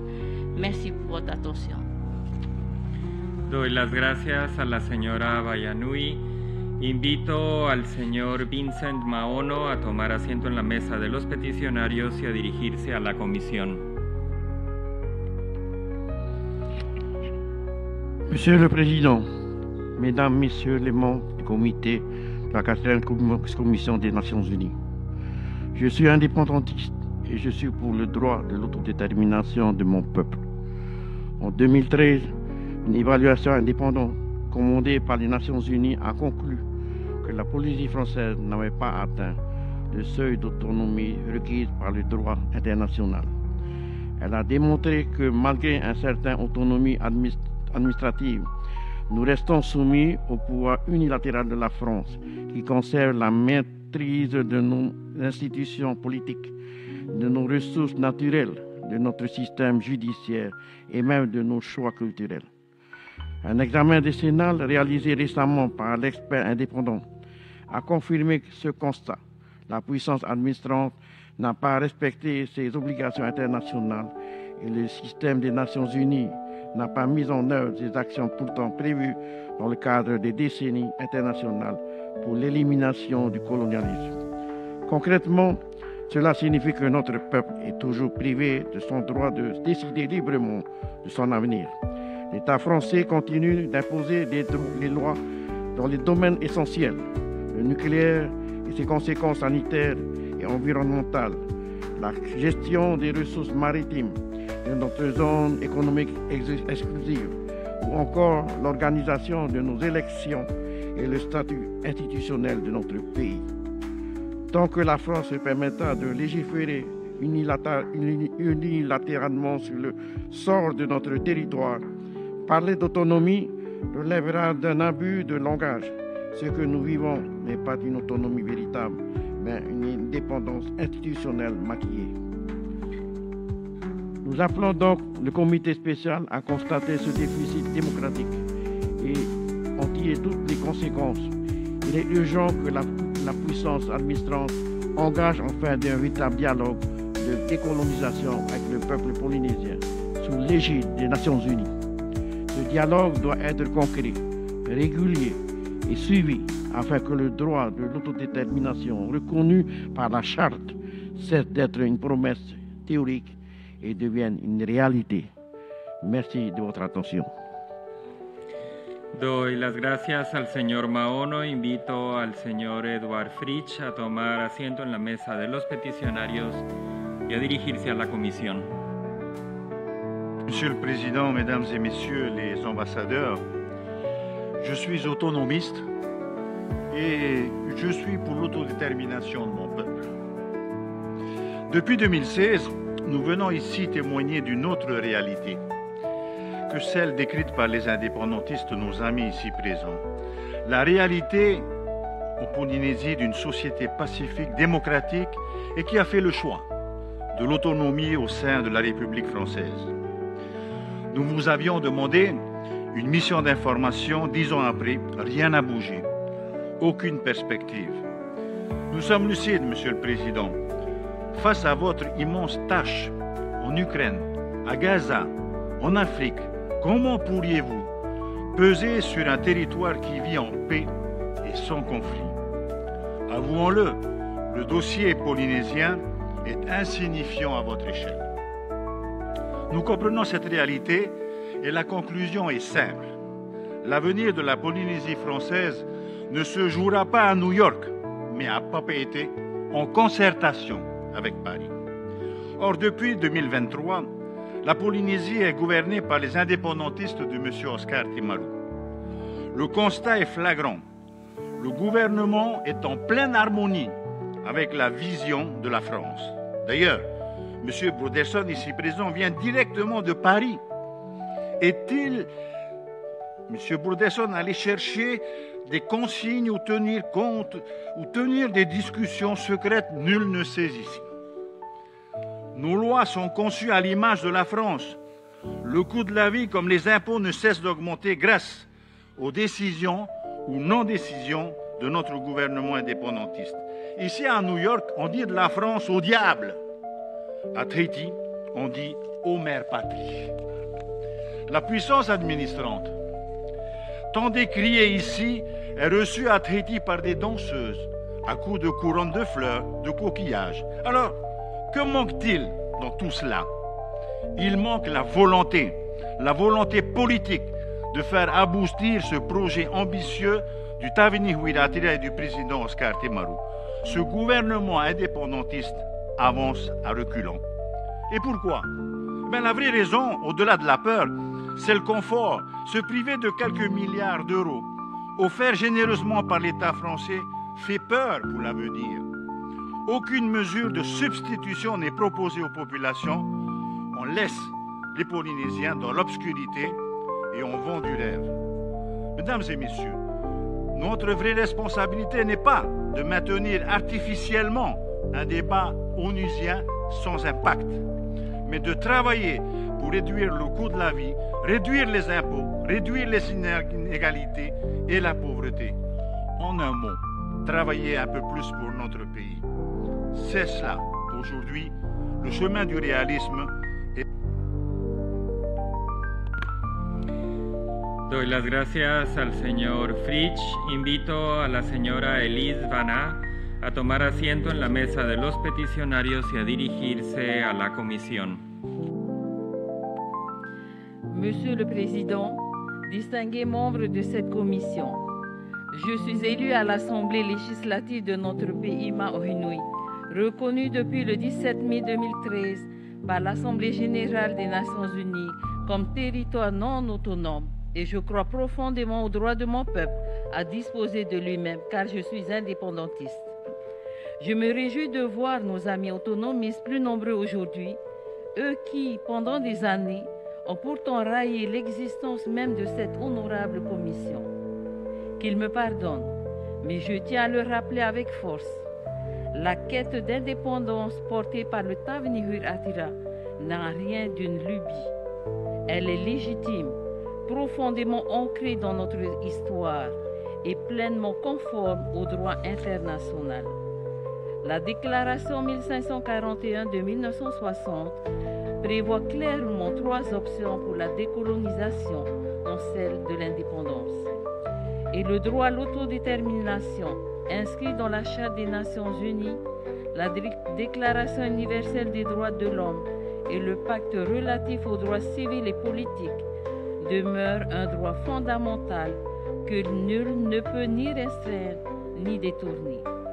Que nos amis autonomistes invoquent la Constitution française ou la loi organique de 2004 pour enfermer Maohinui dans un cadre d'autonomie, soit. Mais ces textes n'ont pas vocation à borner ici la discussion d'un droit universel, celui de choisir librement son destin. Depuis 2013 et à 11 reprises, notre Assemblée a réaffirmé une vérité que nul ne peut ignorer. Le système de gouvernance de Maohinui ne répond pas aux critères d'une autonomie véritable, tel que défini à l'article 73 de la Charte des Nations Unies. Feindre aujourd'hui de l'oublier ou tenter d'en renverser le sens, ce n'est pas défendre l'autonomie, c'est persister dans le déni de la colonisation. Le même déni a régné pendant plus de 30 ans sur les ravages des essais nucléaires, étouffant la vérité et la justice pour notre peuple, jusqu'au jour où, contraints par l'évidence, leurs propres auteurs l'ont reconnu devant notre Assemblée législative.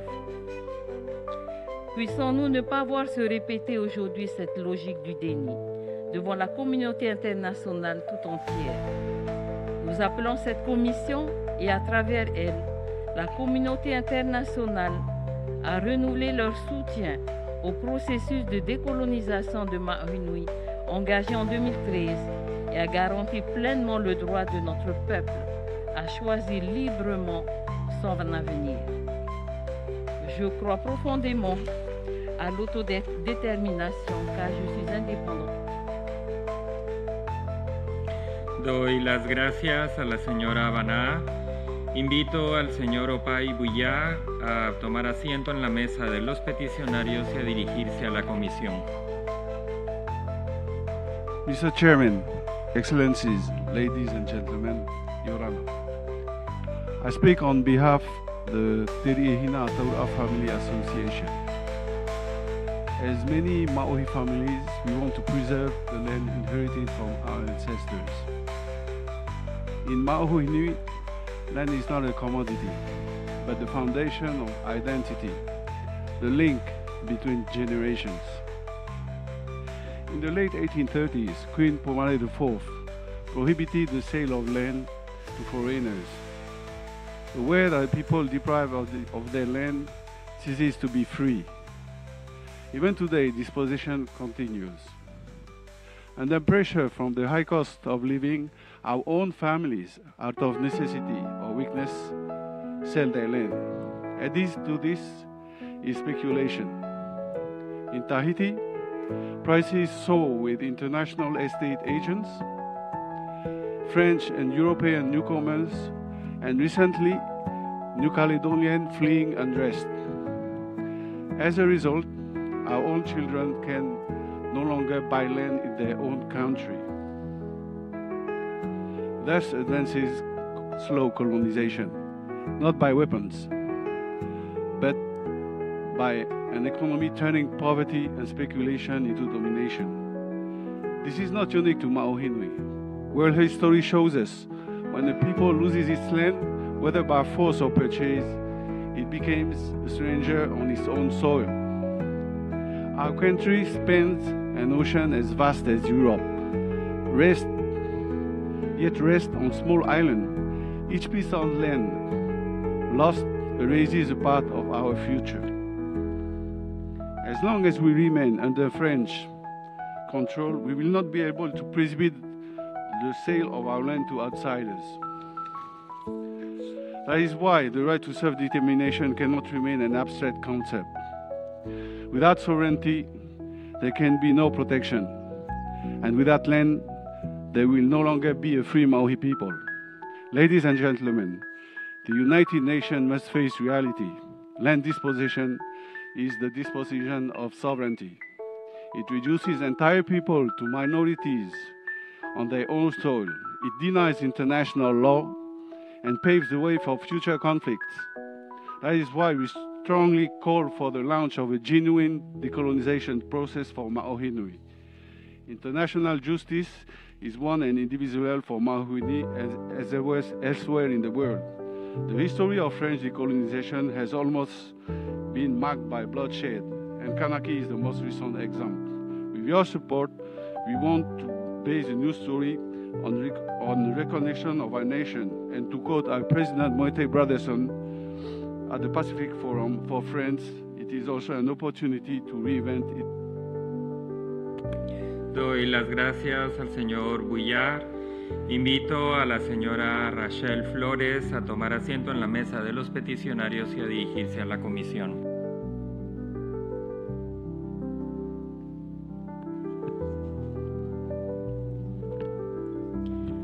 Monsieur le Président, Mesdames et Messieurs les membres distingués de cette commission Yorana, je suis indépendantiste et pour le droit de mon peuple à l'autodétermination.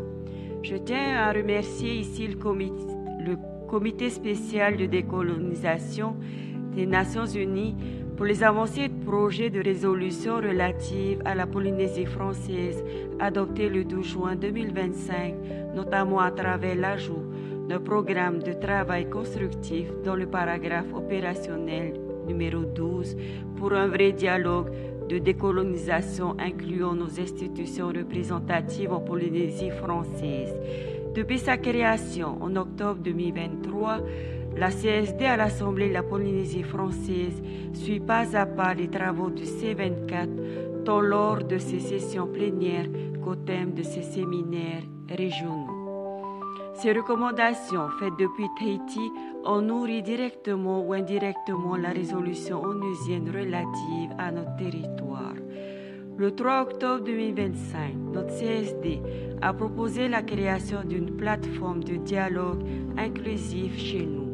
C'est l'esprit même du programme de travail constructif retenu par le C24 en juillet 2025 et que nous sollicitons respectueusement de votre commission sa confirmation. Cette plateforme comprend 5 étapes.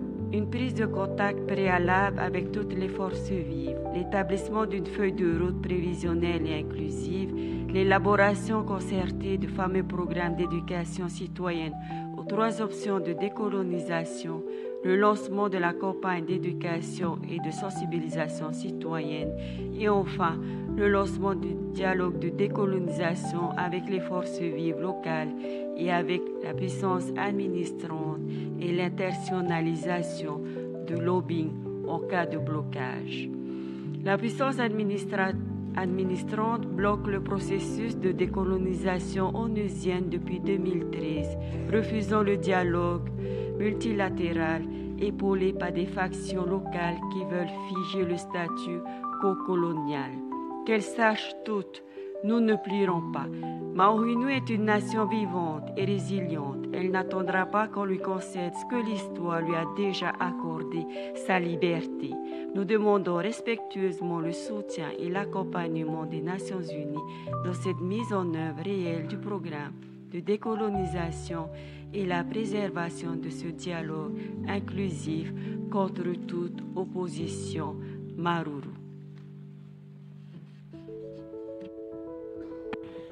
Doy las gracias a la señora Flores. Invito al señor Einiui Lekai a tomar asiento en la mesa de los peticionarios y a dirigirse a la comisión. Mr. Chair, Excellencies, I stand for the political sovereignty of my country and for the right of my people to self-determination. In Maori-Nui, our people still carry the scars of 30 years of French nuclear explosions, conducted without our consent, that turned our islands into a testing ground for colonial power. They left behind illness and suffering, and still endanger our health, our environment, and the memory of our people. For the past 20 years, another drug has struck our islands, crystal meth, known as ice. It destroys our families, our youth, and our future. Like the French nuclear explosions, it's a health and social threat that strikes a people denying sovereignty. This is the heart of the problem. As long as we are denied the right to self-determination, we remain vulnerable, without the power to protect our children from the French nuclear weapons of yesterday, to shield our youth from the drugs of today, or to freely shape our future. In 2013, Maori-Nui was reinscribed on the list of non-self-governing territories. We thank this committee for its constant work and vigilance. Your efforts keep our case alive on the United Nations agenda. But 12 years later, the UN resolutions have never been implemented. As my pro-independence colleagues have recalled here, the work program and the public awareness campaign have never been applied. The financial resources for decolonization are still missing. Our local and regional institutions are not fully associated with the process. The right to self-determination, a fundamental human right, continues to be denied. And finally, full political autonomy has never been achieved. Mr. Chair, this is about the credibility of the United Nations and respect for international law. The youth, the health, and the life of our people can no longer be ignored. Every day of inaction deepens our pain and delays the healing. We therefore call on this committee to take concrete action to turn resolutions into reality. Protecting our children is preparing our future, and it's the responsibility of the international community. Maruru, thank you. Doy las gracias al señor Lekai. Invito al señor Maurea Mamatuaitapu a tomar asiento en la mesa de los peticionarios y a dirigirse a la comisión. Mr. Chair, Excellencies, Yorana, our country remains unjustly called French Polynesia, and more than 10 years after our reinscription on the list of non-self-governing territories, our people still don't exercise their right to self-determination. Imposed laws, hidden control, and colonization by settlement maintain the system. In our country, the rule of law doesn't exist. The balance of our people is broken, and the Maori will soon become a minority in their own country. The majority bonus law of 2004, enforced in 11 and 19, turned against its creators, and they are here today. In Kanaki, the toll of the electorate has cost lives. Will Maohi Nui suffer the same fate just to preserve colonial power? Instead of a true multilateral process of decolonization under the UN, Paris now proposes a so-called constitutional window to include our autonomy in the French Constitution, a law that denies our right to sovereignty. Since 2013, the resolutions of this assembly have never been applied. It's time to ensure real cooperation between New York and Geneva so that human rights and decolonization advance together as required by the UN Charter. Today, people still endure occupation, dispossession, and genocide with the complicity of France and other Western powers. The French president shifts his stance from one conflict to another. One day, accomplice critique the next, while France faces a deep political and social crisis. How can a divided state pretend to give lessons in democracy to others? This is the hypocrisy of a nation that claims to defend freedom abroad while refusing it to its colonized overseas territories. Let us remain vigilant and remind France of its international duties. Our country seeks no privilege, but claims its inalienable and timeless right to choose its destiny and make the laws that reflect its identity and realities, the natural path of the people. We also share a responsibility when we legitimize the seizure of lands or the use of our resources with prolonged colonial control. Our choices cannot be dictated from 20,000 kilometers away. They must rise from our own people in balance with the Pacific and the world, because the time when others spoke for us is over. Let us finally open the way to full sovereignty for dignity and the next generations. Even today, imperialism strips peoples of their rights and their lands.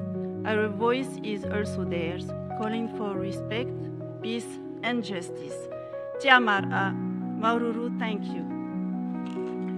Doy las gracias a la señora Mamatuayatapu. Invito a la señora Matilde Pacheco a tomar asiento en la mesa de los peticionarios y a dirigirse a la comisión.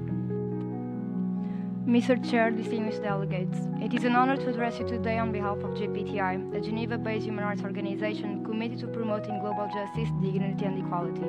We speak today in solidarity with the people of French Polynesia, whose voices deserve not only to be heard, but to guide their own future, and we gratefully acknowledge the support of IPSA Hong Kong-based NGO. 12 years after the General Assembly's Resolution 67/265 restores French Polynesia to the list of non-self-governing territories, the reality remains unchanged. The territory does not enjoy the genuine power to freely determine its political future. While local reforms and initiatives are presented as progress towards autonomy, they are in truth partial measures that fall far short of the right to full self-determination, as the administrative power retains control over key areas like foreign policy, defense, currency, and constitution interpretation. Article 73 of the UN Charter imposes a sacred trust on administrative powers, and Resolution 1514-15 session makes clear that no pretext can delay self-determination. Clearly, partial autonomy is merely a modernized form of colonial rule. Only genuine self-determination, freely chosen by the people, can restore dignity, equality, and sovereignty. Despite repeated requests, France has neither transmitted the information required under Article 73, paragraph E of the UN Charter since 2013, nor permitted an official visiting mission. This silence is not an administrative oversight. It is a deliberate refusal to be accountable to the international community.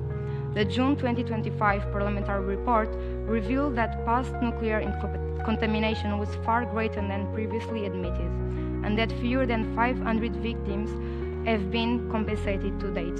Behind these numbers are families who lost parents to cancer, children whose health has been compromised, and communities whose land and sea still bear invisible scars. Their demand is not for charity, but for justice. Therefore, JPTI respectfully makes the following recommendations to this committee. First, reaffirm that the right to self-determination cannot be diminished by partial autonomy, and urge France to fulfill its international obligations and agree to a long overdue UN visiting mission. Second, to support the structured international supervised process that enables the people of French Polynesia to make a free and informed choice on their political status, including the option of independence. Third, to urge concrete action to address comprehensively the nuclear legacy. And fourth, to encourage sustained efforts to protect and promote indigenous languages and cultural heritage of French Polynesia. Mr. Chair, autonomy within a colonial framework is not decolonization. The administrating power must recognize that only full self-determination, freely chosen by the Polynesian people, fulfills the promises of the UN Charter and the obligations established in Resolution 15/14/15 session. The people of French Polynesia have shown courage and vision. They deserve genuine partners in their quest for dignity and freedom, not obstacles disguised as autonomy. Thank you.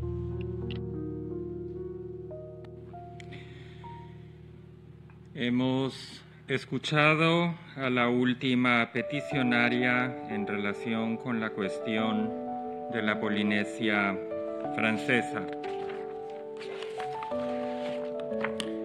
Pasaremos ahora a la cuestión de Gibraltar. El ministro principal de Gibraltar, excelentísimo señor Fabián Raymond Picardo, está presente en la sala y desea dirigirse a la comisión. Sugiero que la comisión invite al ministro principal a formular una declaración. Así queda acordado. Invito al ministro principal de Gibraltar a tomar asiento en la mesa de la comisión. Señor, tiene usted la palabra durante un máximo de 7 minutos. Mr. Chairman, señor presidente, permítame felicitarle por su nombramiento como presidente de esta importante comisión.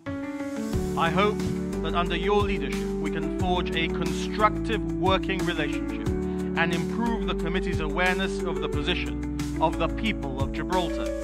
I have traveled from Gibraltar to address you again this year as the elected voice of a proud, resilient, and democratic people, the people of Gibraltar, a separate and distinct people. We have appeared before this committee for the past 33 years. We come not to ask you for any favors, not to beg for recognition. The Charter does not require us to do that. We are here to demand recognition of what is ours by right. The right of self-determination, a right enshrined in Articles 1 and 55 of the UN Charter, a right reaffirmed in Resolution 1514, specifically in relation to the peoples of non-self-governing countries, a right that is non-negotiable, unconditional, not subject to the veto of any state, and certainly not suspended because of any historically ill-conceived sovereignty claims. We are listed as a non-self-governing territory before the Committee of 24, but we are not actually governed by others. We govern ourselves. We elect our leaders. We pass our laws. We shape our destiny.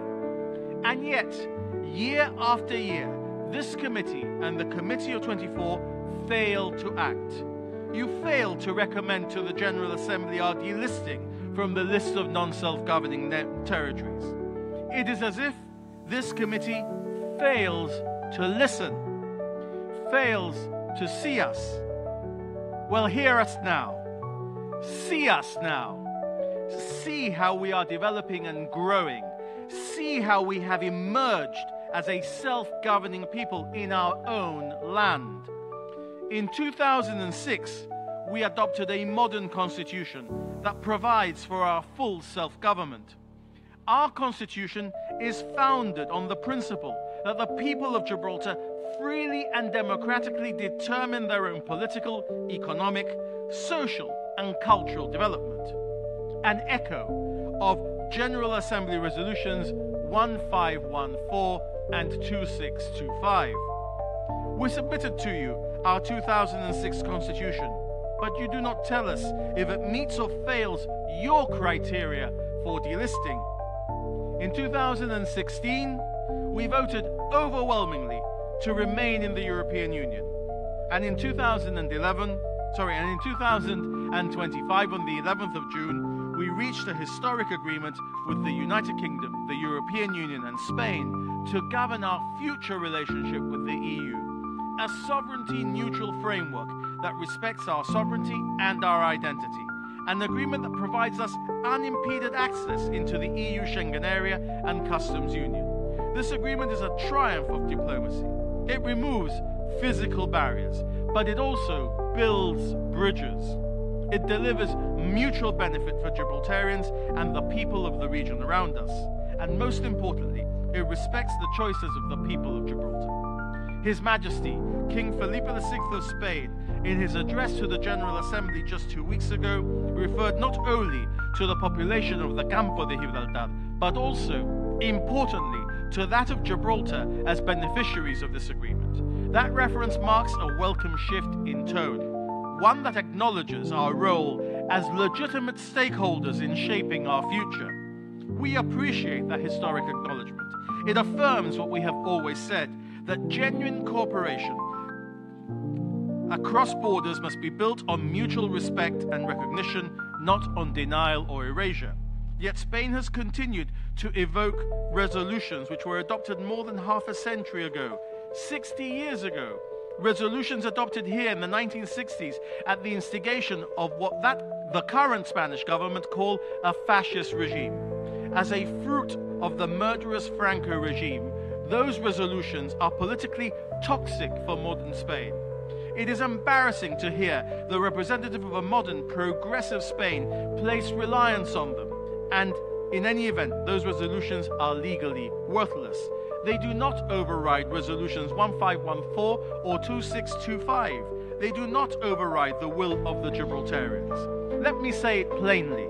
Spain ceded Gibraltar in perpetuity in 1713. That is a fact, not a matter of interpretation, a fact. It is in black and white in the Treaty of Utrecht. And it is the reality that the C24 would see if they sent a visiting mission. No resolution of this assembly can change that. No diplomatic pressure can erase it. And no historical grievance can override our unquestionable legal right to self-determination.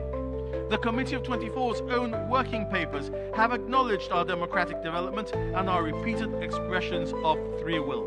Yet, despite this, Gibraltar remains listed as a non-self-governing territory. Why? Because this committee and the C24 have failed to act. You have not expressed a view on our current constitution, despite our repeated requests that you should do so. You have not engaged with us to help us achieve delisting. You are failing to discharge your mandate. Because, Mr. Chairman, the time has come for this committee to recognize that the only legitimate path to Gibraltar's delisting is the one that reflects the freely and democratically expressed wishes of the Gibraltarians. Nothing else. Let me be clear, we are not anti-Spanish. We embrace cooperation with our Spanish neighbors, but we will not be subsumed, we will not be annexed, and we will not be silenced. We are not too small to matter. We are not too weak to be resolute in the positions that we take. We are not invisible to the world. We are the Gibraltarians, and we will never accept any future that is imposed on us. We will never accept any future being imposed on our land. We will only accept the future we choose, which we will freely determine. We are self-governing. It is nonsense to continue to describe us as non-self-governing. Our message is therefore as simple. Doy las gracias al ministro principal. ¿Algún miembro de la comisión desea formular alguna pregunta al ministro principal de Gibraltar o hacer alguna observación sobre su declaración?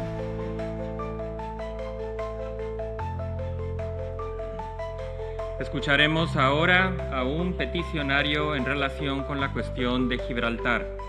Invito al señor Richard Buttigieg a tomar asiento en la mesa de los peticionarios. Señor, tiene usted la palabra. Good afternoon, Mr. Chairman, distinguished members of the committee. Thank you for the opportunity to address you once again as a self-determination for Gibraltar Group. I do so with pride, but also with concern that we must continue to repeat what should by now be beyond question, the right of our people to decide their own future. Gibraltar has exercised that right clearly and consistently for more than half a century. In 1967, our people voted overwhelmingly to remain under British sovereignty with institutions of self-government. Barely 44 votes out of more than 12,000 were cast for the alternative. The choice came at a price, yet from hardship came strength. The period helped forge the Gibraltarian identity we proudly call our own today. Decades later, nothing has changed in our resolve. In 2002, by almost unanimous vote, we reaffirmed our wish to remain British with greater self-government. Today, our younger generations are equally determined that Gibraltar's destiny must be shaped by the Gibraltarians themselves. We come before you not to ask for privilege, but for fairness. The Charter of the United Nations promises equal rights to nations large and small. The General Assembly has affirmed that all non-self-governing territories have the right to self-determination. Why then does Gibraltar remain on your list of colonies? What more must we do to be delisted? We have asked this committee the same question for years. We have invited you time and again to send a visiting mission to Gibraltar. None has come. Such a mission would allow you to see for yourselves the progress we have made, the high degree of self-government we enjoy, and the reality of our life in our unique community. If you believe we remain a colony, please explain why. If you accept that we have fulfilled the criteria for delisting, then take the steps your mandate requires. Silence and inaction cannot be the answer. Let me be clear, Gibraltar does not seek conflict or quarrel with anyone. We wish to live in harmony with our neighbours, to cooperate for regional prosperity and to build trust through dialogue. But harmony cannot be achieved by ignoring the voice of the people. Partnership cannot be built on the denial of rights.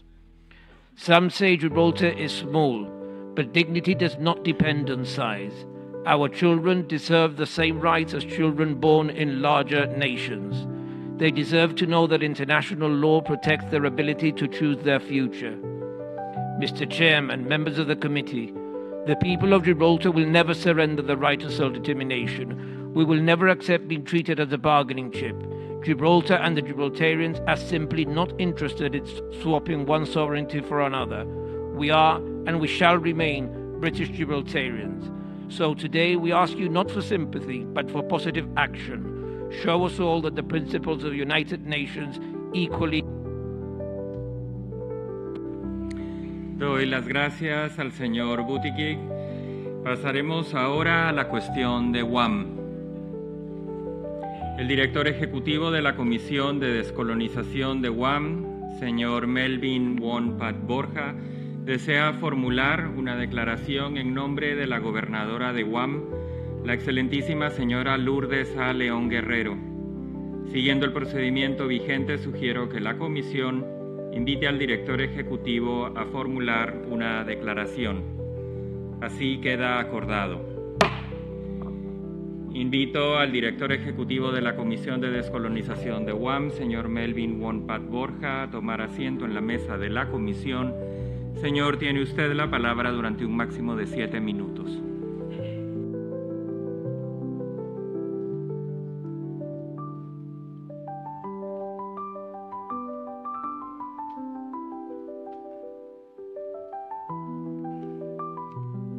Hafide, Your Excellency, Mr. Chair, and honorable members of the committee. My name is Melvin Wonpat Borja. I come before you today to deliver the following testimony on behalf of the Honorable Lourdes A. León Guerrero, the Governor of Guam. Thank you for this opportunity to provide an update on Guam's recent progress and ongoing challenges in our pursuit of self-determination and decolonization. My administration would like to express our gratitude to the members of the C24 committee for supporting our request to reinstate historical language within Guam's annual resolution and for enforcing support and note recalling the joint letter by 3 UN Special Rapporteurs to our administering power in 2021. The reinstatement of language recognizing that, quote, the most acute threat to the legitimate exercise of the decolonization of Guam was the incessant militarization of the island by its administering power, end quote, was originally included in our island's resolution since 2016. This language illustrates the continuing militarization of our islands and lands, waters, by our administering power and to project their military interests within our region against its adversaries. Our administrating power has recently issued its decision to implement missile defense systems across our island. This decision coincides with the ongoing transfer of U.S. soldiers and their dependents from Okinawa and a decade-long program of air and land-based missile tests from our island. U.S. military activities on Guam have been effectuated in the name of defense of our island and nation, but attributable to our inferior political status, setting the terms of our relationship in regard to military matters via consultation and not consent. The sacrifice that has been placed on our island for military activities is disproportionate to our fellow territories and the sovereign states that compose our administering power. We want a dignified framework based on express consent, and our government has proven to be a cooperative partner in maintaining peace and prosperity. I entreat this committee to recognize the impact that militarization has had on non-self-governing territories like Guam and its indigenous Chamorro people, as noted by the UN Human Rights Council, which states that militarization inflicts environmental damage on indigenous peoples' lands. Our administering power acknowledges that their actions will have an undeniable impact on housing affordability and availability for our people. Without proper remedy, our people will be displaced at the cost of defense priorities. I entreat this committee to ensure that the items in reference to our island's militarization by our administering power be kept within our resolution, as they are indicative of our colonial reality. Growing geopolitical tensions in the Pacific region has placed Guam in a defensive position. Since Guam is a territory, the United States does not require the consent of the people when it comes to matters of national security. The inactions of Guam's administering power threatens the ability of our people to genuinely express their political aspirations through an act of self-determination. The first and only visiting mission to Guam occurred in 1979. The report from the visiting mission at this time reflected a total of almost 18,000 active duty military personnel and their dependents. As of March 2025, there are nearly 28,000 military personnel and dependents in Guam. According to the U.S. Department of War, this number will exponentially rise to over 35,000 by 2035. The situation in Guam today is starkly different from that of the 1979 visiting mission. An updated assessment of Guam by a visiting mission is needed given drastic U.S. military development in the last decades. I ask this committee to support our request for a visiting mission and coordinate discussions between Guam, the administering power, and the Bureau. Furthermore, I urge this committee to make a commitment to funding the visiting mission to Guam. Finally, let us recognize how colonialization and inequitable political status has led to the artificial division between our islands and our Pacific neighbors. In the absence of a full measure of self-government, it has been a long-standing struggle to find spaces where we may engage as equals with our Pacific partners. Despite the systemic obstacles to participation, my administration has made advancements to this end. Most notably, from June 2024 to July 2025, I served as chair of the Micronesian Islands Forum. Last month, my administration also participated in the 54th Pacific Islands Forum. Guam's willingness to expand our voices in these regional forums reflects our people's desire to be a part and equal to our island sovereign nation neighbors. Identifying and advocating for our island's interests has also manifested in the Guam Green Growth Organization, which aligns initiatives to cultivate a more sustainable, prosperous, and equitable future for the island with the United Nations Sustainable Development Goals. Despite these efforts, we require further support to aid in the pursuit of our interests through regional and international mechanisms. To equip the people of Guam with the skills and knowledge necessary to advance our engagement in regional and international forums, we are requesting the support of the Fourth Committee and our administering power to develop a diplomacy training program for Guam. Such a program would foster genuine cooperation between the United Nations, the United States, and the government of Guam to achieve political equity and the resolution of Guam's self-determination and decolonization. Furthermore, it would demonstrate that the United States remains committed to its duty as the administering power of Guam to develop self-government and to take due account of the political aspirations of the peoples. In this pivotal moment in history, let us be an example of how the fundamental principles of self-determination and democracy are still the way forward in a brighter future for us all. Seduus Maasi, and thank you, Mr. Chair.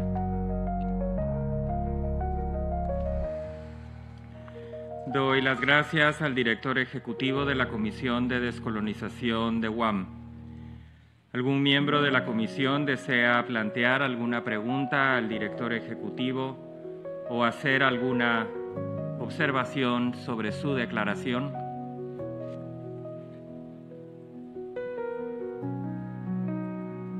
Escucharemos ahora a una peticionaria en relación con la cuestión de Guam. Se nos informó que la otra peticionaria no podía asistir. Invito a la señora Haani San Nicolás a tomar asiento en la mesa de los peticionarios.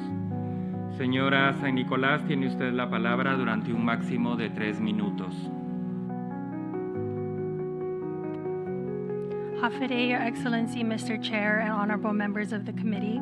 My name is Haani San Nicolás. I am a member of the Guam Green Growth, also known as G3. Thank you for the opportunity to address this esteemed body.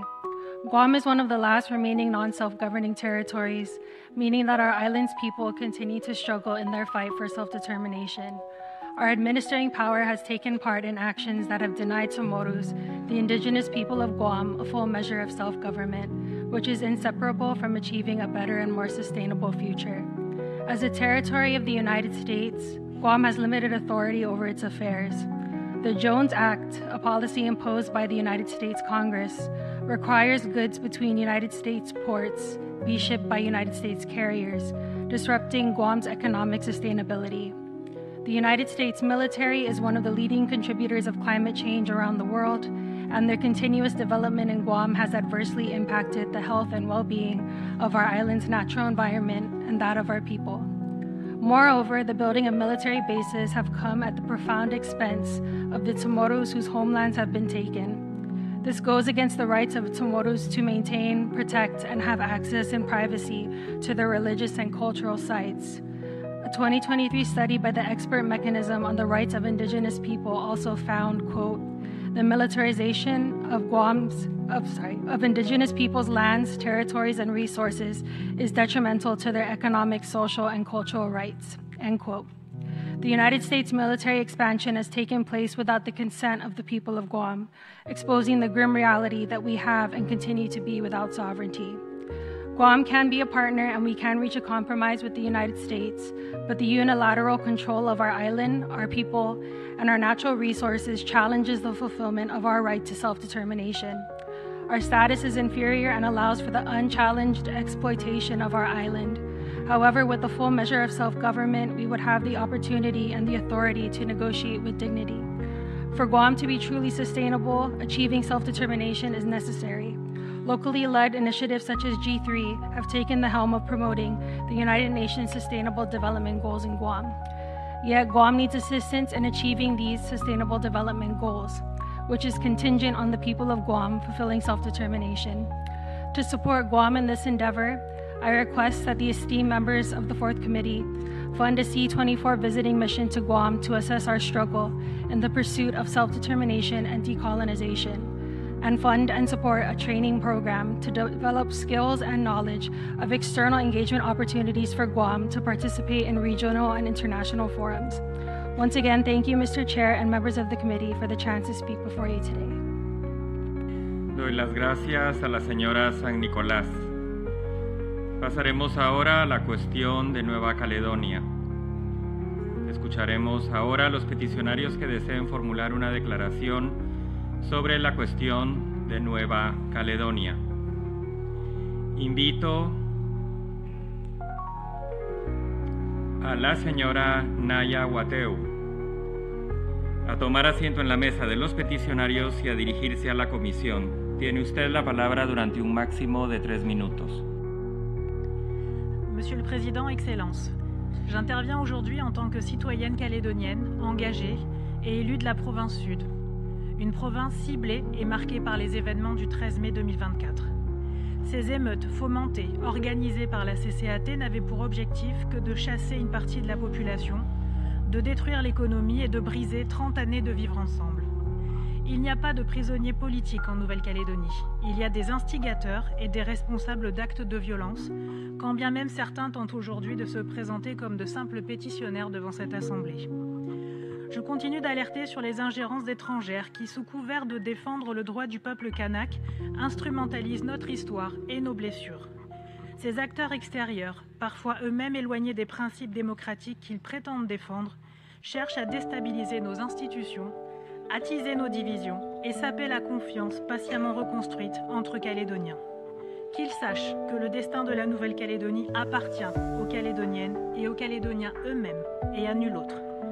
Le 13 mai 2024 et ses conséquences ont fragilisé notre économie, mais ont surtout creusé une fracture de confiance entre les habitants eux-mêmes. Les accords de Matignon ont été ceux de la paix, l'accord de Nouméa celui du rééquilibrage et de la reconnaissance du peuple kanak. Aujourd'hui, dans cette même continuité, l'accord de Bougival se veut celui de la reconstruction. Reconstruire un avenir partagé, rétablir la confiance et bâtir une stabilité durable. La Nouvelle-Calédonie a connu un chemin singulier de décolonisation. Au terme des 3 référendums, les Calédoniens ont voté, affirmé et confirmé un statut de la Nouvelle-Calédonie dans la France. À certains de mes collègues indépendantistes qui aujourd'hui renient cet accord, je leur dis ici qu'il n'est pas sérieux de demander la tenue du 3e référendum pour ensuite le boycotter, qu'il n'est pas responsable de signer un accord pour ensuite dire qu'il n'est pas valable car pas paraphé, qu'il est encore moins entendable de signer un document qui dit qu'on n'a pas signé. La fuite et le déni ne sont pas des options acceptables en cette période tumultueuse. Monsieur le Président, Excellences, l'accord de Bougival illustre ce que l'ONU qualifie de 4e voie de décolonisation. Une solution négociée, construite sur le consensus et tournée vers la création d'un statut sur mesure, en phase avec la réalité de notre territoire et la diversité de ses populations. Il porte l'ambition d'un État calédonien autonome, dans la France, affirmé dans ses relations internationales et fier de sa nationalité propre. En évoquant le transfert de compétences et un surcroît d'autonomie, il s'inscrit dans la continuité du processus entamé il y a plus de 20 ans. L'accord de Bougival ouvre cette voie. Mais la réussite de notre avenir dépend avant tout de notre situation économique et sans stabilité institutionnelle et politique, aucune relance durable n'est possible, c'est une condition indispensable. Bougival est aujourd'hui notre horizon commun et il doit être accompagné avec bienveillance et respect par la communauté internationale. Je vous remercie. Doy las gracias a la peticionaria. Invito a la señora Marie-Laure Ukeiwe a dirigirse a la comisión. Tiene usted la palabra. Excellences, membres de la commission, merci pour ce temps et cet espace de parole. Je suis Marie-Laure Ukeiwe, femme, kanak, française, non indépendantiste de Nouvelle-Calédonie. Je parle ici avec le cœur d'une mère et d'une Calédonienne attachée à sa terre et son avenir dans la République. Je suis aussi la voix de ceux, kanak ou non, privés de vote mais pleinement enracinés en Calédonie. Leur exclusion est une blessure à notre démocratie. Aujourd'hui encore, certains compatriotes indépendantistes soutenus par certaines forces extérieures ou lobbies locaux viendront parler de la libération du peuple kanak, affirmant que la décolonisation n'est pas achevée. Mais la réalité vécue par les Calédoniens, kanak inclus, n'est pas celle d'un peuple opprimé.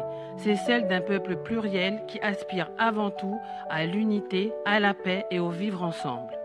En mai 2024, des violences orchestrées par une frange extrémiste du mouvement indépendantiste ont provoqué la mort de près de 20 personnes, des centaines de blessés et des milliers de vies brisées. Le tissu social et économique a été déchiré et des tensions ethniques ont été ravivées. Le chômage est encore plus présent que jamais chez nos jeunes et dans nos tribus. Cela accentue les inégalités sociales. La pauvreté et l'insécurité augmentent et touchent tous les Calédoniens. L'accès à l'emploi, au logement et aux soins sont limités. Oui, il y a les blessures du passé et les valeurs de la culture kanak. Depuis des décennies, le principe de décolonisation progresse de manière consensuelle. Les accords de Matignon et de Nouméa ont permis la reconnaissance de l'identité kanak et la création du Sénat coutumier. Cependant, les représentants de ce Sénat, associés à ceux de l'Église protestante de Kanaki Nouvelle-Calédonie, se sont publiquement prononcés il y a quelques jours sur la déclaration unitaire d'indépendance du FLNKS. Mais où est le respect des libertés individuelles ? La Calédonie doit se donner les moyens d'innover et Bougival est notre solution de décolonisation avec l'appui de la puissance administrante. C'est un projet qui fait consensus sur lequel nous avons travaillé de concert, indépendantistes, non-indépendantistes et société civile. Il donne un nouvel élan qui permet de nouvelles perspectives sociales, économiques et environnementales. Je souhaite rappeler avec fermeté que la question du processus de décolonisation de la Nouvelle-Calédonie est avant tout une affaire calédonienne à traiter entre les Calédoniens eux-mêmes et avec la France. Nous, Kanak et non-Kanak, ne voulons plus être pris en otage par des discours enflammés qui prônent la peur, la haine et la pensée unique. Je crois en une Nouvelle-Calédonie fière de ses racines Kanak, riche de toutes ses composantes, où chacun peut vivre, penser et s'exprimer librement. En restant français, nous ne renions pas notre identité, nous la faisons rayonner dans nos terres et même au-delà pour reconstruire notre pays et bâtir un avenir commun, prospère et apaisé dans la France pour tous nos enfants. Merci pour votre attention. Doy las gracias a la peticionaria. Invito al señor Héctor Pindart a dirigirse a la comisión.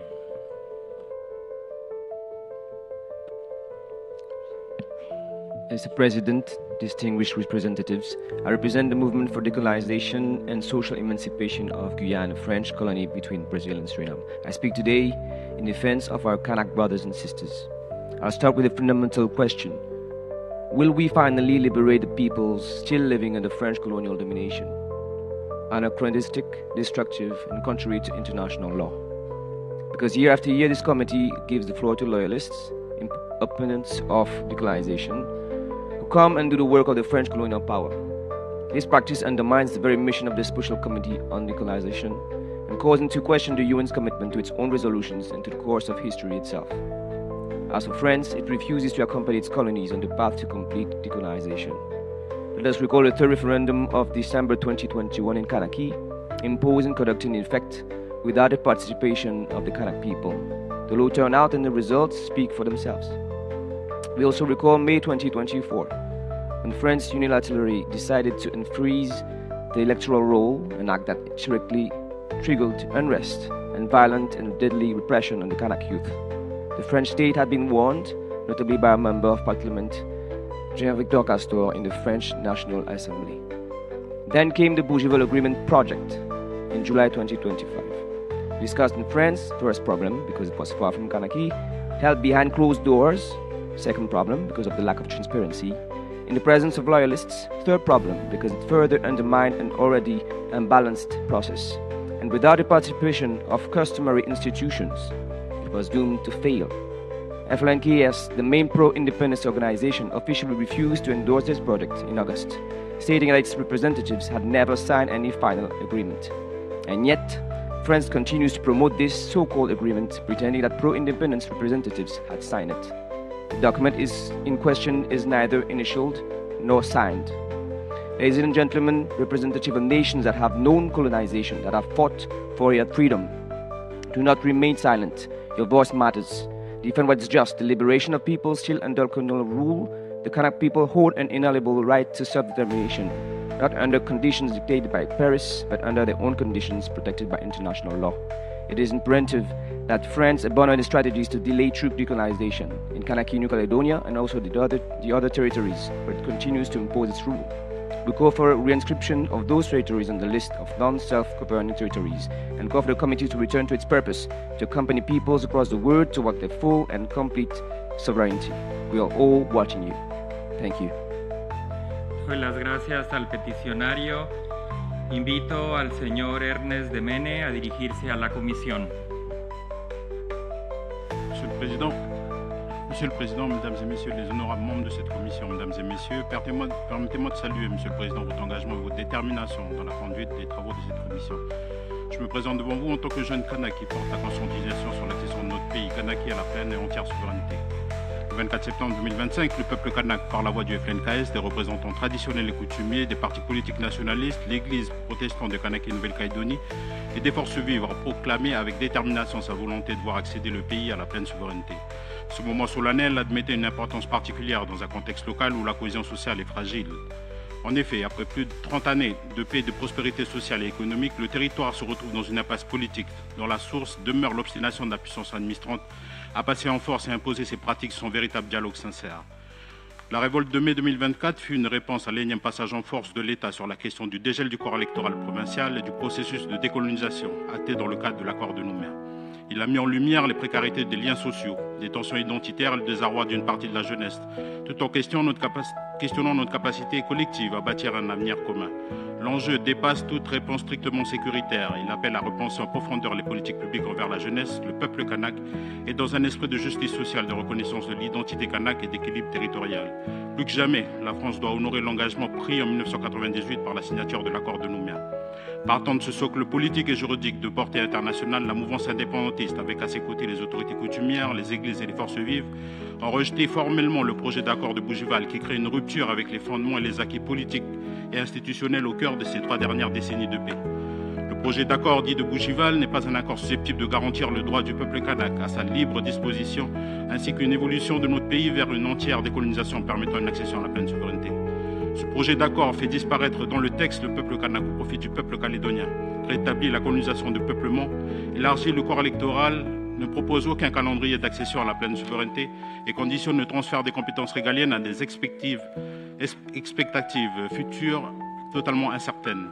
Le FLNKS est également inquiet des disparités entre les provinces que cet accord met en place, jetant ainsi les bases de la partition de notre pays. C'est dans la droite ligne de l'accord de Nouméa qui demeure en vigueur que les discussions et les négociations se poursuivront. Le FLNKS représentant légitime du peuple kanak reste déterminé à assumer ses engagements en ayant comme boussole juridique le droit international, et notamment le droit des peuples à disposer d'eux-mêmes. Dans ce cadre, l'accompagnement des Nations Unies est primordial aujourd'hui pour que le processus ne souffre plus d'asymétrie entre les parties prenantes et qu'une réelle volonté de trouver un accord gagnant-gagnant soit engagée. Enfin, Mesdames et Messieurs, le pays fait face à une crise de démocratie puisque la légitimité de la classe politique est remise en question par une majorité silencieuse de citoyens. Dans une démocratie, les élections se tiennent à l'heure. Ce sont les propos du Premier ministre français Sébastien Lecornu.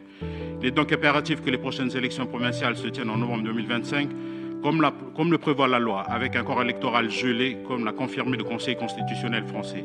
C'est par le respect de la volonté du peuple kanak et les populations concernées que Kanaki retrouvera une stabilité et une prospérité. Doy las gracias al peticionario. Quisiera recordar a los oradores que pronuncien sus intervenciones a una velocidad razonable a fin de que los intérpretes puedan hacer el mejor trabajo posible. Invito al señor Jérôme Bouquet-Elkaïm a dirigirse a la comisión. Monsieur le Président, Excellences, paix, sécurité, autodétermination dans le cadre de la 4e décennie de l'élimination du colonialisme. Comment atteindre ces objectifs si des membres du Conseil de sécurité s'affranchissent du droit international et si la violation systématique de la déclaration 26-25 reste leur doctrine? Le peuple autochtone de Nouvelle-Calédonie fait face à une violence coloniale extrême depuis 2024. L'instabilité du territoire a pour cause la carence de l'état de droit, la violation par la France de l'accord de paix de Nouméa, dont l'Assemblée générale connaît l'importance. En réponse au désespoir du peuple kanak, seule la force armée a mis fin à la révolte de 2024. La répression a fait place à la militarisation visant la soumission. La France parle de pacification et renoue avec ses pratiques et sa terminologie coloniale. 3 pivots auraient garanti la stabilité. une indépendance association mutuellement bénéfique conforme à la résolution 1514, le respect du droit des peuples autochtones et un processus de réconciliation. Mais sans consensus politique ni consultation des institutions coutumières, le gouvernement français a rédigé unilatéralement un projet d'accord dit de Bougival. Ce projet veut inscrire définitivement le territoire dans l'ensemble national français et supprimer les garanties constitutionnelles d'indépendance, d'autodétermination interne et externe.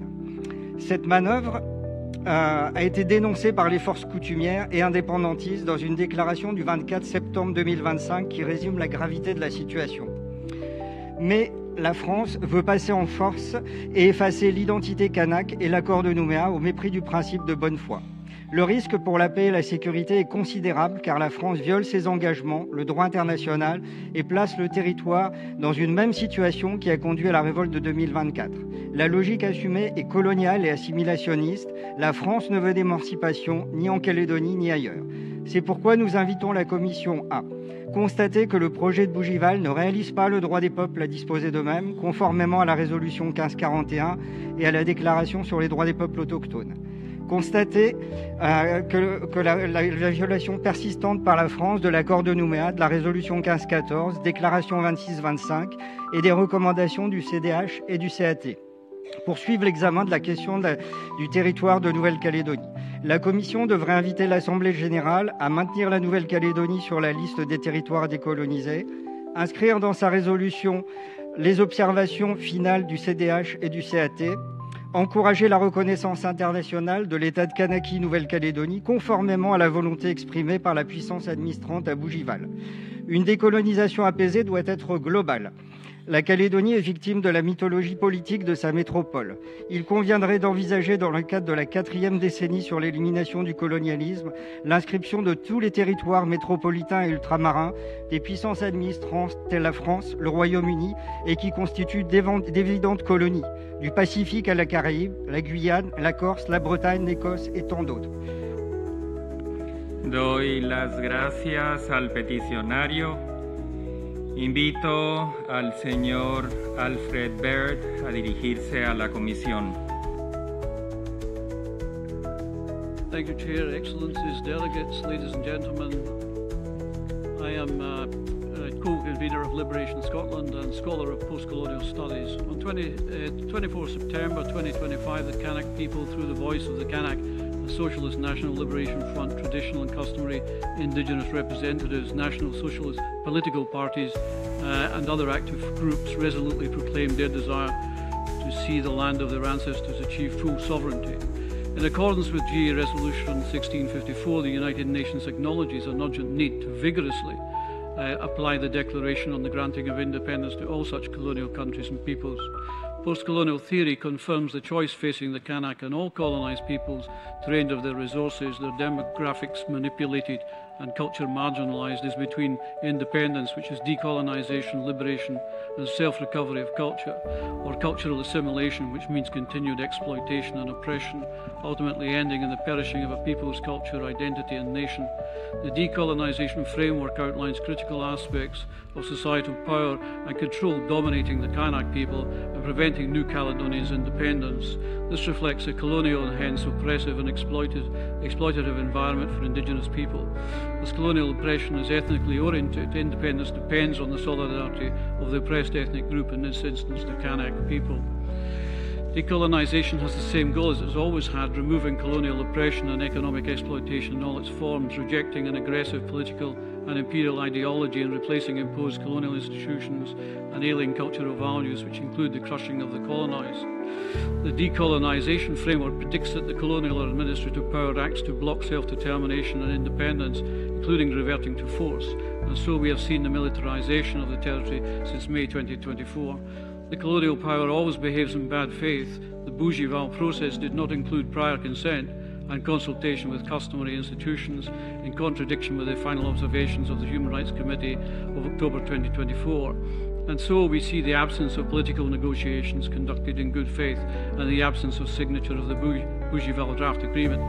Not unexpectedly, the Bougival Agreement is rightly rejected by the independent and customary institutions. This rejection reflects the contradiction of the Bougival Agreement with the Noumea Accord and the principle of irreversibility of the self-determination process. Finally, there's a dubious plan of the French state to implement the draft Bougival Agreement in spite of the absence of consent of the Kanak representatives, in open violation of resolutions 1514, 1541 and the Noumea Accord. And here we are further reminded that colonialism is force.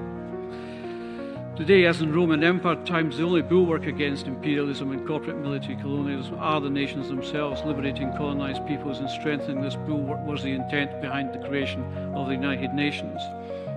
In recent decades, the reality is that the United Nations has been diverted on numerous other matters. We urge the Fourth Committee to prioritise the inscription of all metropolitanized colonized territories. Doy las gracias al peticionario e invito al señor Ioannis Anari a dirigirse a la comisión. Distinguished Chairperson of the UN Fourth Committee, I'm Ioannis Anari from West Papua, but we join a statement together with New Caledonia. We understand present this petition to the United Nations Fourth Committee concerning the continuing failure of decolonization in New Caledonia and West New Guinea or West Papua. These cases remain. Quisiera recordar a todos los oradores la necesidad de abstenerse de discutir de territorios que no sean los 17 que figuran en el programa de la Comisión. Tiene usted la palabra por 2 minutos 26 segundos.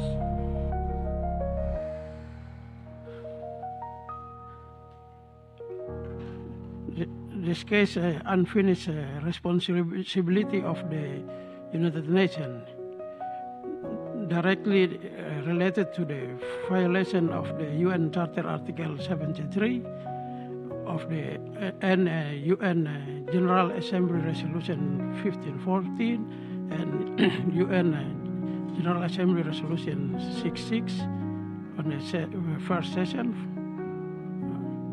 And New Caledonia remain of the UN on the list non-self-governing territory by UN Resolution 66 on first session in December 4, 1949. Despite the 3 referenda under Noumea Accord in 1998, the process was contested by the indigenous Kanak people who boycotted the most recent referendum, citing unfair conditions and democratic manipulation.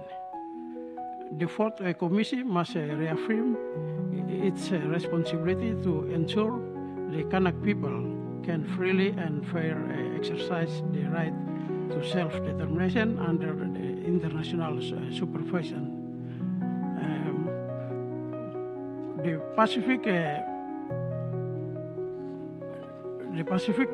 decolonization in the Pacific supposed to be continued according to the UN Charter Article 73, but in the Pacific, so many islands granted independence according to the UN Charter, and then in the Canberra Agreement also they established South Pacific Committee for granted independence for all non-self-governing territory in the South Pacific. In the Charter of the South Pacific Commission, Article 2 also said clearly that West New Guinea is the part of the South Commission, but failed because of the mining. So, thank you so much.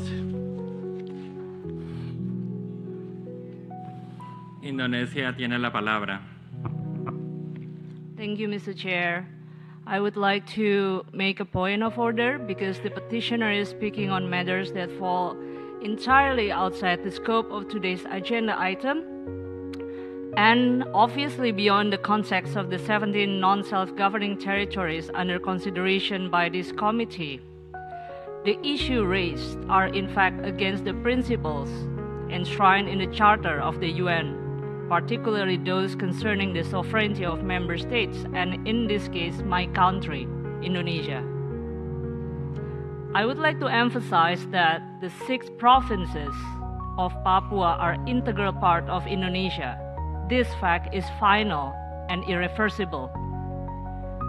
And the UN has recognized Indonesia's sovereignty over Papua with the adoption of GA Resolution 2504.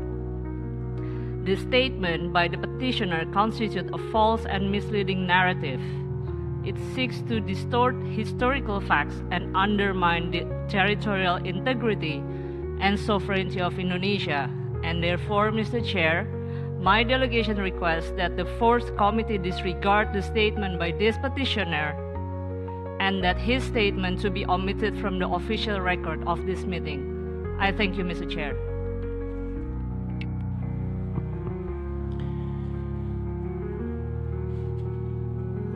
Invito a la señora Orián Trolue a dirigirse a la comisión y quisiera recordar a los peticionarios que se abstengan de discutir territorios que no sean los 17 que figuran en el programa de la comisión.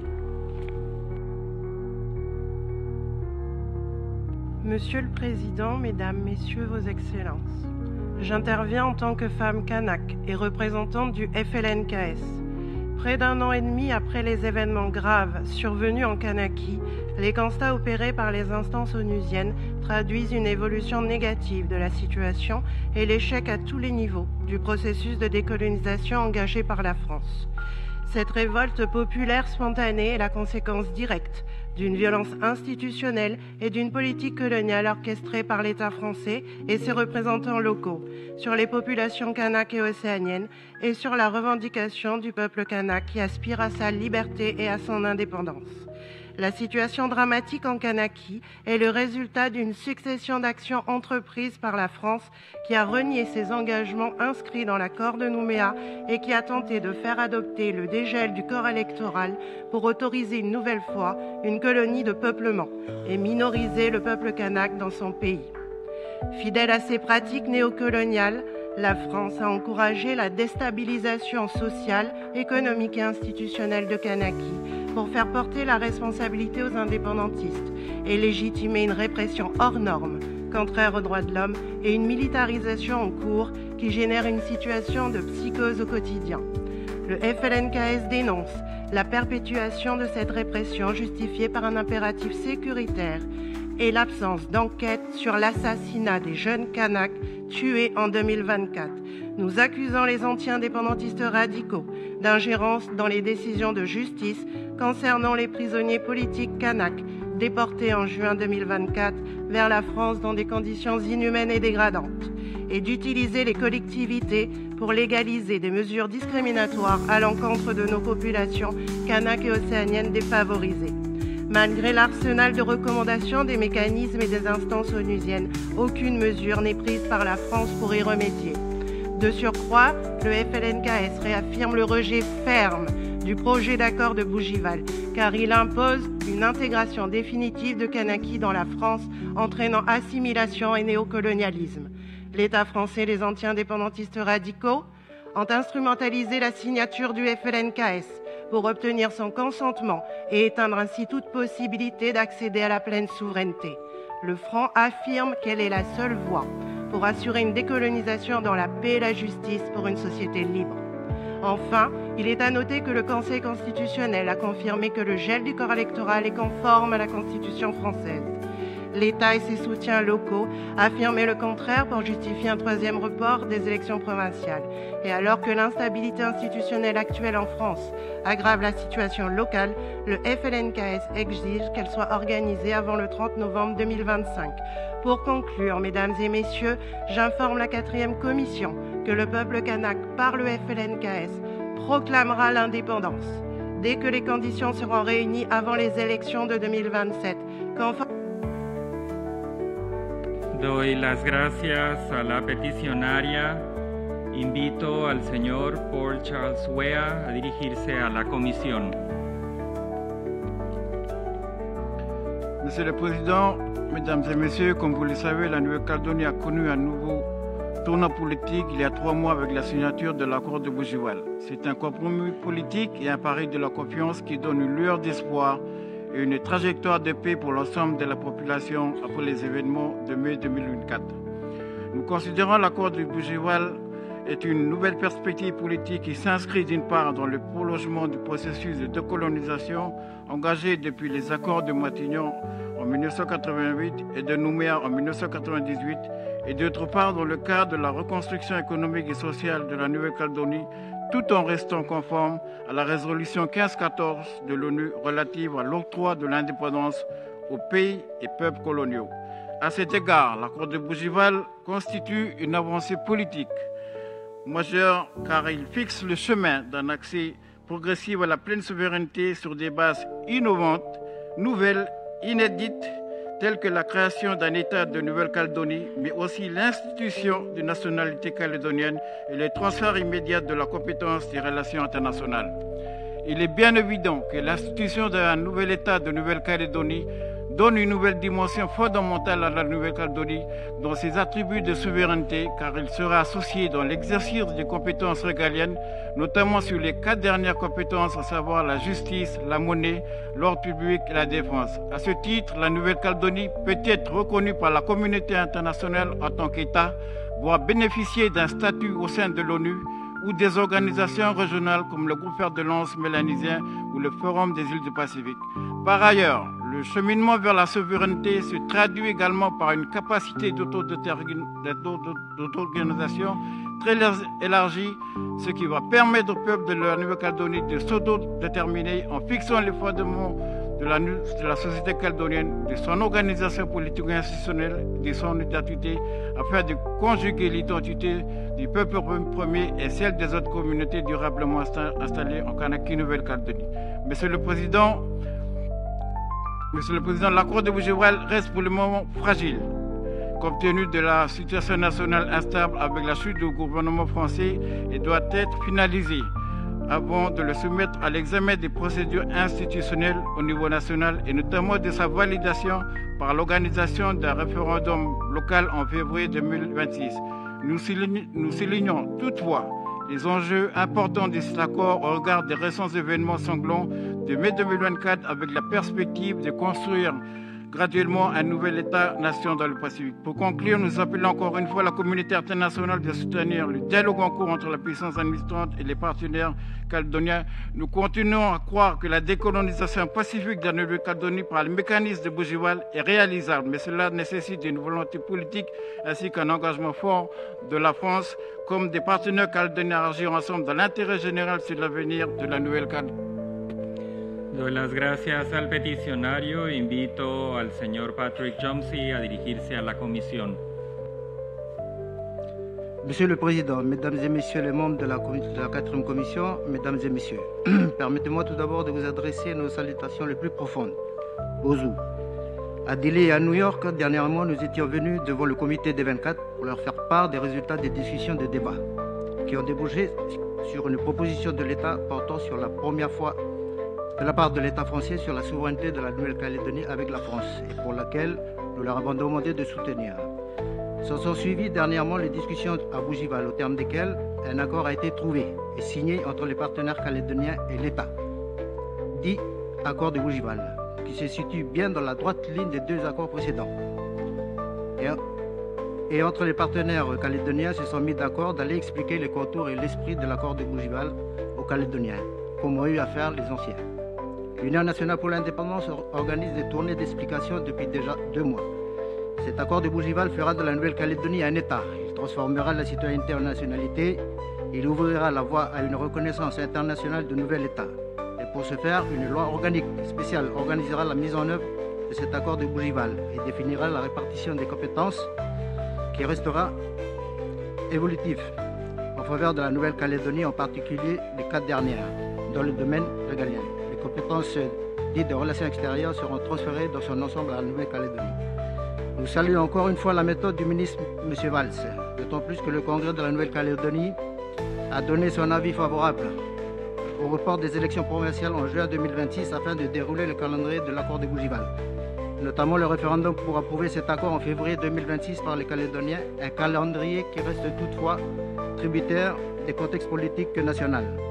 Ce seront les prochains élus, issus de prochaines élections provinciales prévues en juin 2026, qui auront la charge, durant leur mandat jusqu'en 2031, d'installer le nouvel État. Et surtout, ils auront la charge de travailler la loi fondamentale qui devra être adoptée et revisable à une majorité de 3/5 au Congrès de la Nouvelle-Calédonie. De ce fait, nous demandons à la 4e Commission et à l'ONU de continuer à soutenir cette nouvelle étape du processus de décolonisation qui s'ouvre dans le cadre d'un nouvel accord politique.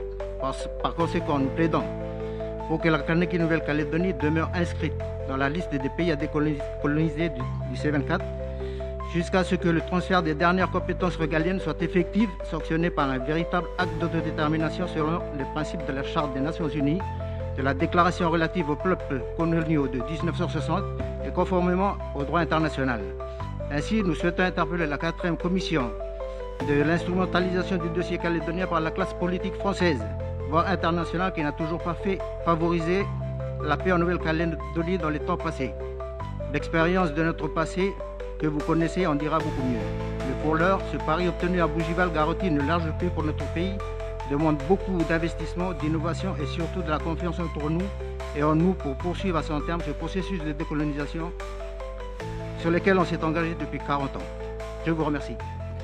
Doy las gracias al peticionario. Quisiera una vez más recordar a los oradores que pronuncien sus intervenciones a una velocidad razonable a fin de que los intérpretes puedan hacer el mejor trabajo posible. Invito al señor Craig Murray a dirigirse a la comisión.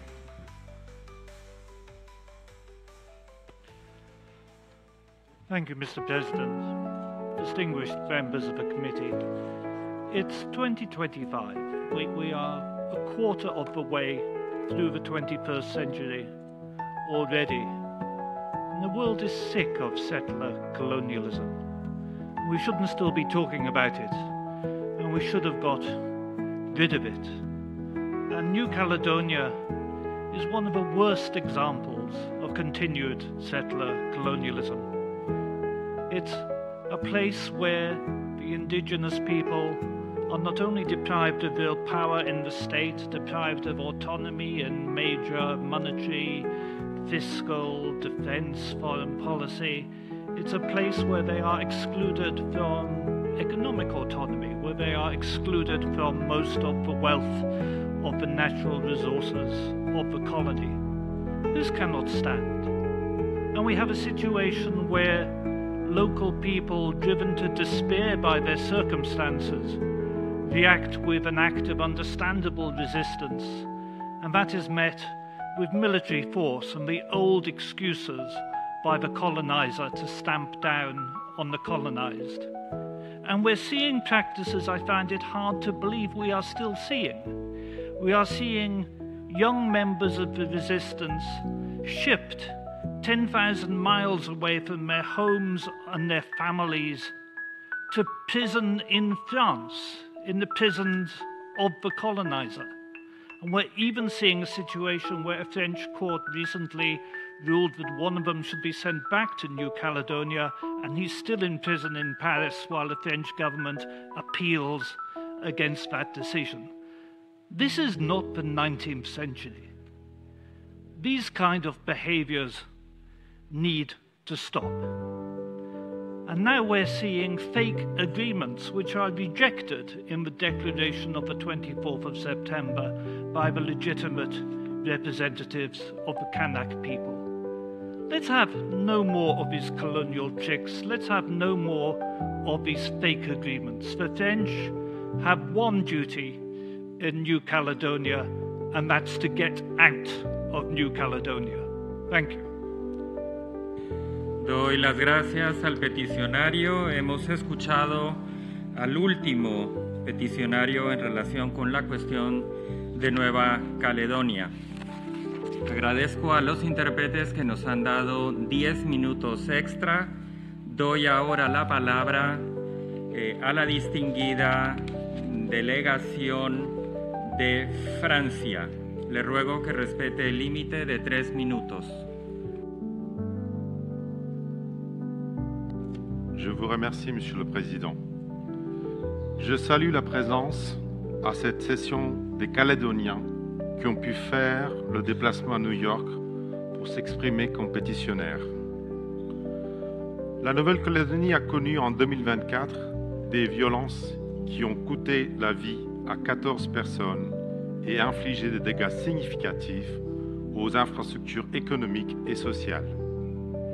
Je tiens à nouveau à saluer les efforts des responsables calédoniens qui ont permis l'apaisement de la violence 15 jours plus tard. Monsieur le Président, j'interviens aujourd'hui dans un contexte différent. Le 12 juillet dernier, le gouvernement français et les représentants calédoniens ont conclu un accord important, l'accord de Bougival. Cet accord est l'aboutissement d'un processus de long cours, construit sur une méthode inclusive de concertation avec tous les acteurs calédoniens. Il s'inscrit dans le prolongement du processus singulier entamé il y a presque 40 ans avec les accords de Matignon-Oudinot, puis de Nouméa. Ces accords reflètent une conviction commune que l'avenir de l'archipel ne pourra s'écrire que par la voie du dialogue. L'accord de Bougival prévoit d'instituer un État de Nouvelle-Calédonie au sein de l'ensemble national et une nationalité calédonienne adossée à la nationalité française.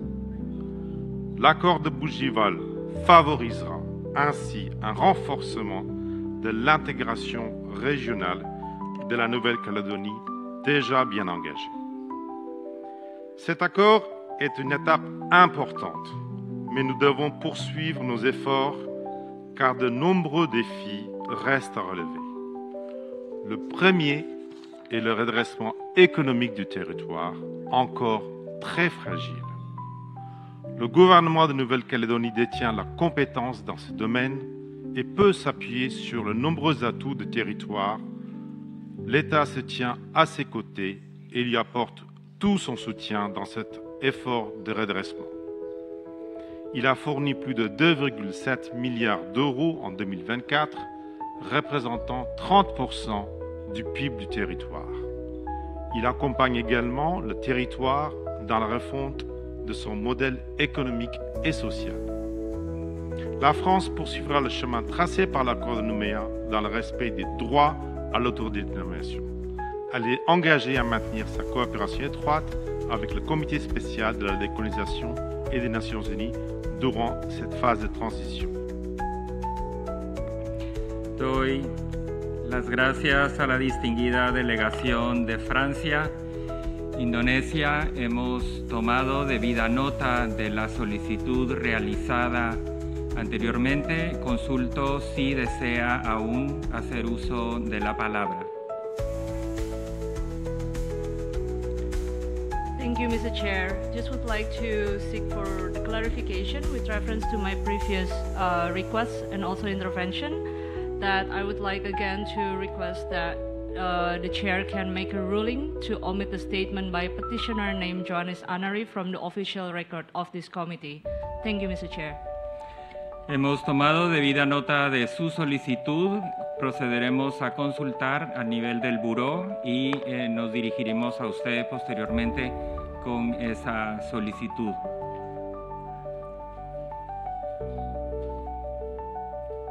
Quisiera dar la palabra ahora a la delegación de Fiji.